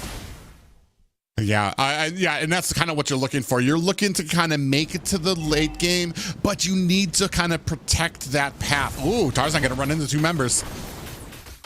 Huge. Cold World decides not to use a Divine Judgment. Kind of just holding on to it. Nothing too major. So just a little bump and go. Yeah, I mean, you see that Mark Cutie does have that IMU shadow on him, so that's what Nicolette has kind of selected to go on to. I'm a little curious about that ultimate, too. I kind of would have preferred JCutie's Minoan Fury. Ooh, Nicolette almost gets latched on there by Tarzan, but now setting up for the second Lord pickup. I mean, it could maybe be that she's a little more comfortable with the Mark Cutie ult. Could also just be, I just need to get something before this turtle. And look, JCutie going to get pulled away with the Divine Judgment. Mobazane able to get the heavy spin. ISO takes the turtle. Minoan's Fury connects down. Mobazane taking out Mark Cutie, getting the kill. And now it begins. Area 77 2-0 with the 1,600 gold lead. Snowball incoming. Yeah, and they are pushing, taking that advantage. They know they just got the second turtle, able to push down mid. That is a huge tower for the side of Area 77. Amongst the other towers, that one tower there controls the entire early offense there into the jungle. That means that that BTK doesn't really have anywhere to run if they get engaged upon in their jungle. That mid tower is just a huge opening for Area 77 and gives them so much momentum. Definitely huge for them. I mean, and once again, they have a composition just like their past ones that thrives off of this. Yureshi maybe in a bad spot here. Mobazane able to get the heavy spin and the pin. They bring him down to about half health. Can they get the kill? They need that one. Mobazane actually able to secure it. Tarzan forced to run away. It took a little bit of time there, but they did finally get the kill. Yeah, they were putting in some work on Yureshi. He had the Vengeance activated. He had his ultimate activated. They were struggling there. There was definitely, if there were more members of Area 77 there, I think it would have turned the tide for BTK. But luckily, able to take him down in the last seconds, disengaged. But man, that kind of tells you the story for some of these objective fights and where they're going to be at, especially once Yureshi kind of jumps in there and is going to be able to tank like that again. Same thing could be said, though. I'm wondering, when does Basic fully come online? He's got the Corrosion Scythe in right now. Does look like he's a bit behind. I mean, actually not too behind, but the route is just a little bit cheaper, honestly, for ISO. He's already got the Endless Battle locked in. He did not full build the boots either, which made him kind of hit that second item spike a little bit faster. Finally, Golden Staff does come in for Basic, which is going to help a little bit more, though. Yeah, I was about to say, actually kind of a different build for most carries here. Basic, I mean, you usually go for a couple of those defensive items. You get the belt first as well, then maybe into a brute force, but he just went full damage there to try to match up this pace. Ooh, Mobazane. Ooh, big pick on a Tarzan Cutie. Big Minoan's Fury. Nothing, no big knockups, though. Jay Cutie actually going to get pushed back. They're going to be able to get the kill. BloodThirstyKings finally coming out on top with a small win there, but they do lose Mielo for the price of Jay Cutie. They get a turtle. In the end, I feel like BTK wins a little bit there. They heavy spin Jay Cutie all the way into the back line. Unfortunately, Mielo got left behind, and the whole rest of Area 77 pretty much jumped onto him. But yeah, you're absolutely right. This is one of the first, I want to say, positives for BTK coming out of that objective fight. Mobazane does get his purple buff there. Yeah, gets his purple buff there. So it almost was a loss there. But in the end, gets the purple buff, stabilizes a bit. They turn the 2,000 gold deficit to a 1,300 gold deficit. But it looks like Area 77 going to try to move in onto this bottom tower. And ISO has just been doing such a great job these past few games, man. 1-0-1 this game. Has really just been able to lay down pressure with this Roger. And this is one of the big things for me is like, why are we prioritizing the Edith over this Roger? He's like having a second jungler on your team, one that doesn't need the jungle buffs. He doesn't even need a retribution. He's running around, he's clearing towers, he's closing the distance on the map. He's hard as heck to try to get ganked on, and he's putting on an immense amount of damage. Elo looks for the knockup, gets a little bit of an outplay there. Tarzan Cutie going to get pushed back in. Basic trying to unload onto someone. Yureshi, though, going to force it in. Mobazane taking a lot of damage. Yureshi goes down, though. Speedy Light Wheel able to connect. Basic finding the kill. So it's 1-for-1 jungler for EXP Laner. Plus Mielo goes down. Area 77 still on top of this. Mielo got put into the bouncy house of doom there. Yeah. He was getting pop-up after pop-up after pop-up until, boom, he was finally dead. But they need to really watch. You can see that Demon Hunter Sword already picked up for ISO. Lightning Truncheon being picked up for Cutie. They're sitting ahead only by about 2K gold lead is Area 77. They're not quite out of the woods yet, but they are just having a way with some of these matches. The one thing in their favor, you see there, Demon Hunter Sword being picked up for Basic there. And here is that last fight. Mielo just got put down, and fortunately, the rest of BTK trying to get away. Mobazane got picked off as well. But Basic starting to come online, rushed those damage items instead of the defense very early to try to offset some of the damage potential for BTK. Though, and Tarzan's a little bit late to the party. ISO able to find Cold World. Mielo able to get to the Lord. You look at Basic in a little bit of trouble. ISO getting pushed back. Can they finally get the kill here onto the gold laner? Nicolette picks it up.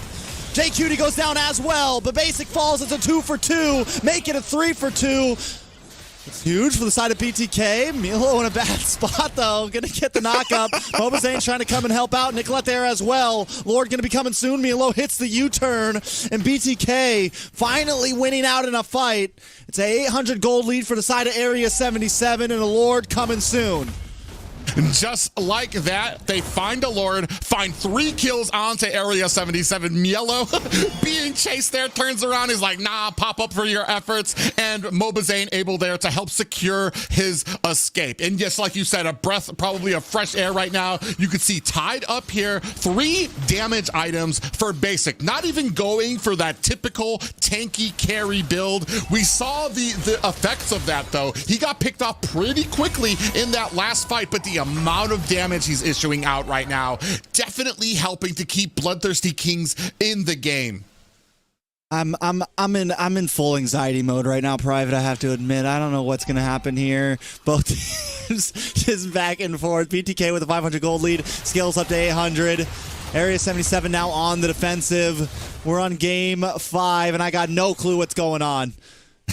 You see there already the damage dealt 28k. How quickly Basic was able to jump ahead into the damage numbers. Now at 6 and 7. Lord at the heels of Area 77 right now. I want to say they're up 1 tower. BloodThirstyKings are up 1 tower, 2 towers right now. So they have firmly turned this against Area 77 right now. Oh, heavy spin. Lands on a Tarzan. Paired up with a speedy light wheel, but they kind of push him out of the distance of it. Basic unable to get the kill. Area 77, got to go back to clear the minions. But now BTK has taken a strong lead, and we talked about earlier, Basic has the scaling possibilities. BTK has the scaling possibilities. I feel like that definitely outscale Area 77. And now that they've gotten the lead around 11 minutes. Last game, they had the same thing, but it took them all the way to 60k gold and having no inhibitors till they finally got a little bit ahead. This time, BTK has taken the lead at 12 minutes. And look at the items. Yeah, you can see there that they, I want to say just both members, especially both junglers, kind of sitting at the same thing. The only difference is that Mobazane only had a molten core, and the side of, or no, actually, I want to say Mobazane is ahead. He has the full cursed helmet. Tarzan only has the molten core. So he's starting to edge ahead just narrowly of his jungle, starting to get that survivability up. And especially for a Nakai who comes to stock every single time he uses an ability, he's going to get that little bit of shield for himself to kind of keep him tanky. So, I mean, doing a good job. They're starting to swing this thing back. The score, is it 900 in BTK's favor right now? Now, which, I mean, again, it's nothing huge. Still could definitely go any way, but I just feel like Basic, he just locked in the Malefic Roar. Looks like he's going to close his last item out with possibly a Wind of Nature. And him hitting that before ISO hits his 5th item, is going to be huge, I think. Once Basic gets the Wind of Nature in, they can push even farther. Cold World finds Marcuti, the knock-up as well on Yureshi. JQT trying to save the day here. Milo goes down, but the immortality pops. Basic with a double kill, locking on the next one. Tarzan goes down. 3 members taken out from Area 77, and BTK coming out on top. Nicolette in wolf form right now in the face and this is what of we Area were talking 77. About.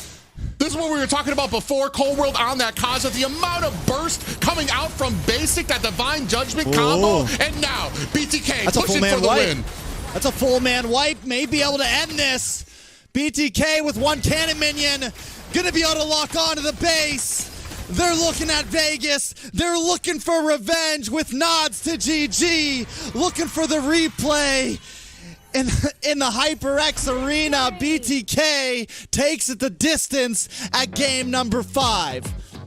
Yeah, now firmly securing themselves a ticket to what most North Americans would call the arena that BTK built, the HyperX Arena. BTK have earned themselves a 2nd shot at glory. They're going to be taking on Gaimin Gladiators, but nothing light can be said about Area 77.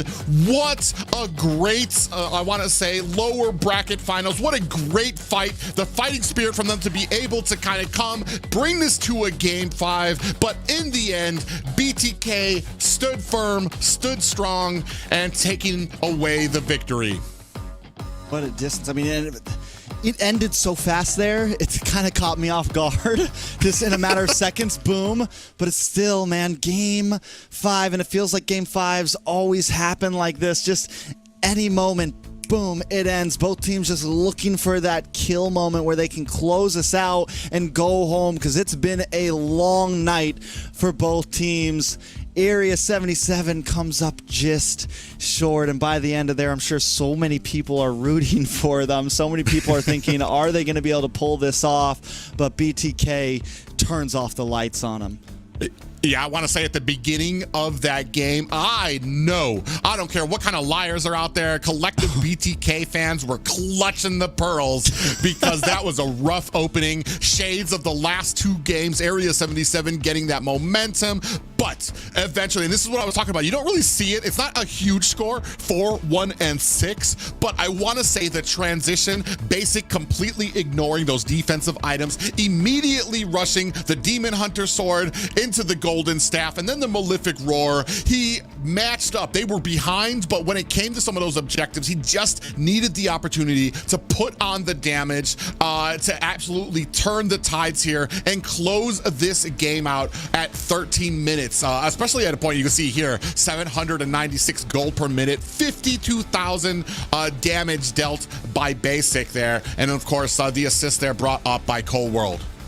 I mean, honestly, Basic had some rough games where he really wasn't able to show off, really wasn't able to do a whole lot. He's just kind of been able to stalemate in the gold lane, but never really pop off. And it took game 5 for him to finally, once he finally did pop off, we saw things start to tilt back into BTK's favor. I'm glad he finally did because it was looking rough for BTK there. If he didn't come online that game, it was going to be GG's.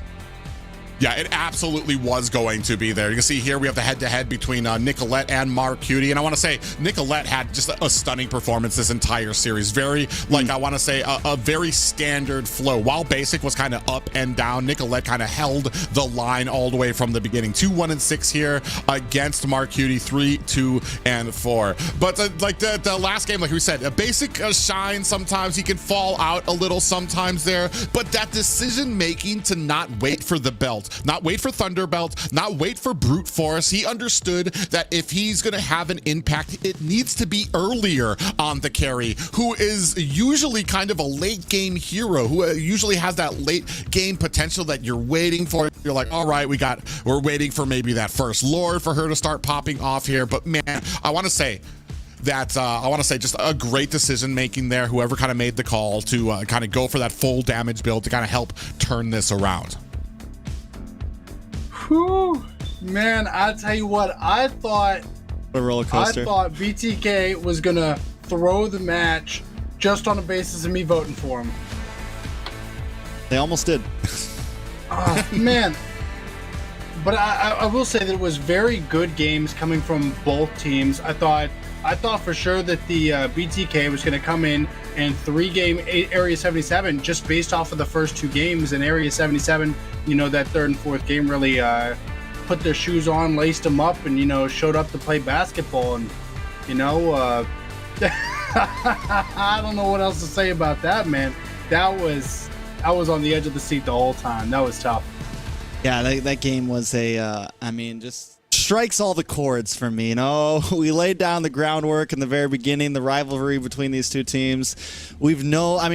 Guys like me and Private and Zeke, you're a little bit newer to the scene, but everyone who's been around the scene for a long time know these two teams, and the fact that they were able to bring it to Game 5 in a lower bracket match, it just cements this whole NACT. It just really just kind of ties the bow on things. Nicolette's comeback, it's an emotional NACT for me, man. It is definitely, that whole match right there was a roller coaster, and I'm just glad to be a part of it. Yeah, it's been a huge dream, especially when I first kind of came into her casting. I was hearing all about Area 77 and their potential. And I want to say there was a point in time where I thought it was over. Like Area 77 had disbanded. The BTK had disbanded. I'm like, oh, so I think we're kind of just reining in for some of these new blood teams to come in here to dominate. But eventually BTK kind of got themselves back together. Absolute stunner of a lineup for BTK, a coach behind him. If you would have told me 2 years ago what the standing of BTK would be, the team members that are on it, the fact that they have a coach with them, I don't think I would have believed you. That just seems so far out of the wild there. And then taking on Area 77 into the semifinals there. I want to hand out there too. We're talking so much about BTK. Area 77 a huge job here to really bring it here, especially being 2-0'd by Gaimin Gladiators, to drop them down here, then coming back with a vengeance to take on Devious Activity, to sweep them completely, and then almost come so close to reverse sweeping one of the best teams in North America, BTK, but just coming up shy. But I want to say this is the climb that Area 77. Last season they left us in 4th place. This season they're leaving us in 3rd place. This only tells for the Next future season? of Area 77 here in North America. But tonight, as we were talking, the story is about BTK securing their flights for the grand finals to Las Vegas to take on what many would say is their nemesis in Gaimin Gladiators. I will definitely say it's setting up to be, you know, an extremely dramatic finals. If you guys weren't planning to go to Vegas, you might want to start, because this thing is going to be huge. And every single one of these matches within this series has told a story, but so have the players. With that said, who we got for MVP? Nick. It's tough, man. Is it Nick? Is it Nicolette? It's gotta be Nicolette. 2-1-6. I mean, come on, guys. What do they? What Private? You take this. Well, I was just going to say, like, Nicolette, I mean, while we were talking about the ups and downs of Basic, Nicolette just had that standard performance, hoisting up a BTK there. I mean, you see their Team 5 participation. And we were just talking about her effect with that Valentina, being able to kind of take that Malefic or that Minoan Fury from Area 77 to be able to kind of be that usefulness. While I want to say the flashier plays went to Basic, getting that damage off, Nicolette has been that, I want to say, that sustained one of those most dependable heroes, one of the most dependable players on BTK. No matter how how things are going, she's always got just immaculate placement on the map, the ability to kind of get in there to help out with a lot of these objectives, and just, yeah, she's been like one of those the most reoccurring roles for BTK in the last few weeks, but not more than tonight. Absolutely. I think you said it very well. I definitely saw Nicolette throughout all of those games, regardless of how BTK was performing, whether they were on the up or the down, just playing consistently well, always playing a little bit more reserved, and, you know, getting some good licks in, really, where you got to. But I'm not going to get into that too much. I think I got somebody waiting for me on the other line. You and me, man. You and me, What's man. up? How many times have we got 1, 2, 3, gonna be 16 different interviews, just me and you. And you know what? We're gonna be best friends by the end of it. Don't worry about it. So first off, I want to say congratulations. You guys pulled through, man, but it was a little bit tough. So, you know, we're gonna have some questions. So first off, I want to get into yesterday. Before we get into today, what happened yesterday? The matches felt neck and neck until that final game. Yeah, it was a bit of an anticlimactic 5th game, I guess you could say. I think our draft wasn't... The draft looked to be good, but I just don't think that it was really working out for us. And also, yeah, on the 5th game, definitely more draft related, but we were making errors all throughout the series, you know? Sure. So what's the biggest improvement you guys have made comparing the last time you guys went up against Area 77 going into this one? Last time we versed 877 compared to now, I don't know if we made too much significant improvement. I know our turtle fights are usually a lot stronger now, and stuff like that, like we're patient. What needs to be worked on still is definitely just like being more decisive with engages, because just now versus A77 games 3 and 4, we weren't really looking for too many plays, and that's going to be like a big problem in the future. That was actually leading perfectly into my next question. You guys were dominating in those first 2 games, and then the 3rd and 4th one, you guys, you know, you had me feeling some type of way. What happened that you guys started losing that traction? No Fredge. No Fredge. No Fredge. You guys heard it first. Ban Mathilda, ban Fredrin. It's on the list. Congratulations. So, all right, here's a tough one. The whole world wants to know. I've had every single person, and debatably their mother, asking me, Area 77, GG. You just faced them both. Went both games, 5 whole matches out of the series. Who felt better? To be honest, I would say A77 is actually giving us a little bit more of a struggle, but TOB probably is the better team. I just think A77 is really, for some reason, their playstyle is very good for going versus us, and we struggle against it more than we do with TOB, to be honest. Do you think that there was any one thing in specific that might have caused that? I think, I don't know, for some reason, we just don't look for too many plays versus A77, and also they focus me really hard. Like the third game, I got almost no blues, even though just out of nowhere, they just sent 5 people into the jungle. It's really hard to deal with the jungle aggression from A77. Maybe they think you're an easy target, man. You're gonna have to step it up coming into the finals, man. I'm telling you. But I got one more for you, one more difficult one. You know, so this is gonna be the 3rd time going up against GG in a best of 7 series fashion. You know, around that Vegas area. So, is there anything you want to say to them? You know, whether you could say your enemies, your rivals, or even your teammates. I'm looking forward to go versus some old teammates. That's all. Okay. Well, I'm not going to hold you up. You know, I know you guys got a little bit of celebrating to do. Vegas is by no means a small feat. Still a lot of practice to do, you know, especially so that way you don't get banned out, which seems to be the common denominator in some of these tougher matches. So with that being said, assassins are us, you know, you'll get there. But we appreciate you so much, brother, and we hope to see more from you. All right. Thank you for having me. Got him. No, beautiful interview from Mobazane. Again, you know, I've definitely wasn't somebody who came into the into NACT being a huge fan of Mobazane, but the more I have seen from him, and especially in some of these past interviews, you know, maybe I'm coming around, man. Maybe I'm getting a little bit of a soft spot, and you know what? Maybe Mobazane, if you see this, start being mean to me, so we can drama sells, man. Drama. Fair enough, man. I think Mobazane very well spoken again with the interview.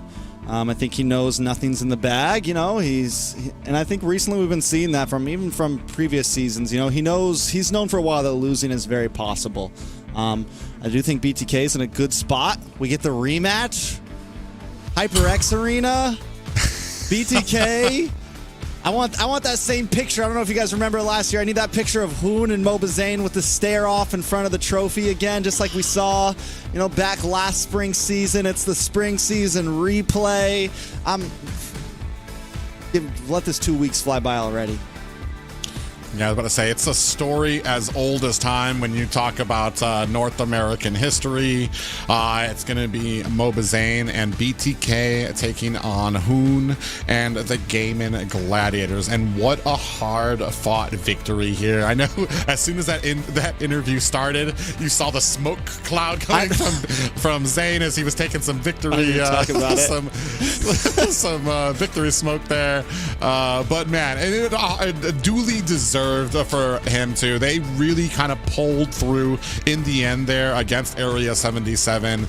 Like I said, that last game, especially, you're down, you just lost 2 games, you're taking on Area 77 with momentum, and then you start the game taking deaths against Area 77. Just the mental fortitude that you need for your team. Stay on target. Remember what we've been training, what we've been practicing. Take that and be able to absolutely turn that around on Area 7 to come back with a very smooth and dominating victory here tonight. And then you see, I mean, they acknowledge some of the faults there, and you know these next 2 weeks, they're definitely going to be working on that. Definitely want to bring something to Gaimin Gladiator, something fresh and something new for them. But man, I could not have asked for anything better in this lower bracket finals. Absolutely well said. You know, I do think that a lot of that plugs into what I was talking to Mobazane about inside of that interview. You know, trying to find himself being in a position where it's not always him trying to be banned out, and that's where we have seen him finding a little bit more difficulty. But with that being said, as we were talking about finding success and finding victories, you, the viewers, can also find some victories in our final giveaway. Trex? I mean, just be quick about it. Doesn't really matter what skin it is, because I know you want them because it's free. The tournament chest holding the Honor Blade Benedetta. And then, I mean, the Benedetta, man, we just saw the Benedetta pop off. If you want to play Benedetta like Tarzan, you got to get the Honor Blade skin. And it's probably already gone because 31 people already got it. So I'm sorry to tell you, but it's first come, first serve. If you're using that T2B code, you're a little late. You should have 2 phones so you can use the QR. So, real quick, Private, can you take us through a recap of the day? Well, I mean, the first 2 games going to BloodThirstyKings. I think I want to say scaring a lot of Area 77 fans. They thought this was going to be a sweep, but right through the mid lane, Area 77 finding their footing, found themselves 2 victories. It looked like it was going to be a reverse sweep against BloodThirstyKings, but they are the Titans of North America for a reason. They've got the experience, they've got the talent, they've got Mobazane, and able to carry that team to a final victory and a ticket to the grand finals in Las Vegas. I'm honestly so keen to see this, to see what happens and how everything unfolds inside of Vegas. You know, Trax, could you take us through the bracket? Let's see who's going to be stepping up where and how everything really panned out. I mean, it has been quite the journey. GG and BTK both start off the first round with 3-0 sweeps, move on to round 2 in the upper bracket with 3-0 sweeps. They meet in the semifinal upper bracket, taking it all the way to a game 5, but BTK is thrown down to the losers round, where they meet an opponent that almost takes it away from them, almost denies them of their chance to the Las Vegas Grand Finals. But after a grueling 5 games, BTK finally makes their way, and like I said, it's a nod to GG because they're coming back for revenge. They're coming for that MSC slot. So I think right now that it goes without saying that there's a lot of tension in the air. And, you know, Trex, you were saying it before, 2 weeks out, I'm ready to get there. It's going to be a best of 7 in Las Vegas. I mean, GGBTK, what more could you ever really want? Christmas, baby. It's Christmas. It Christmas feels in like July. Well, you It's know, already, speaking of... Oh, go ahead. I was going to say that's already a landmark occasion, a landmark location. Many people would argue that that's the HyperX Arena is where we have had the best NACT finals match between BTK and OP at the time, where BTK were able, like BTK, they didn't even have this close matches in the semifinals. Like they were getting tore up by the Ohio brothers, and then came back for that final victory in the grand finals. Here, it's been closer than ever in the playoffs. Both of these teams on even kelters here, and now going to be moving into the grand finals. I know a lot of people are waiting for this event with bated breath. So I don't know about you guys, all of you guys watching. Private's talking about kelters. I don't even know what that means. So with that being said, I'm going to let everybody go so I can go hit the dictionary and educate myself. So with that being said, thank you guys so much for coming out, and we hope to see you in Vegas. Vegas.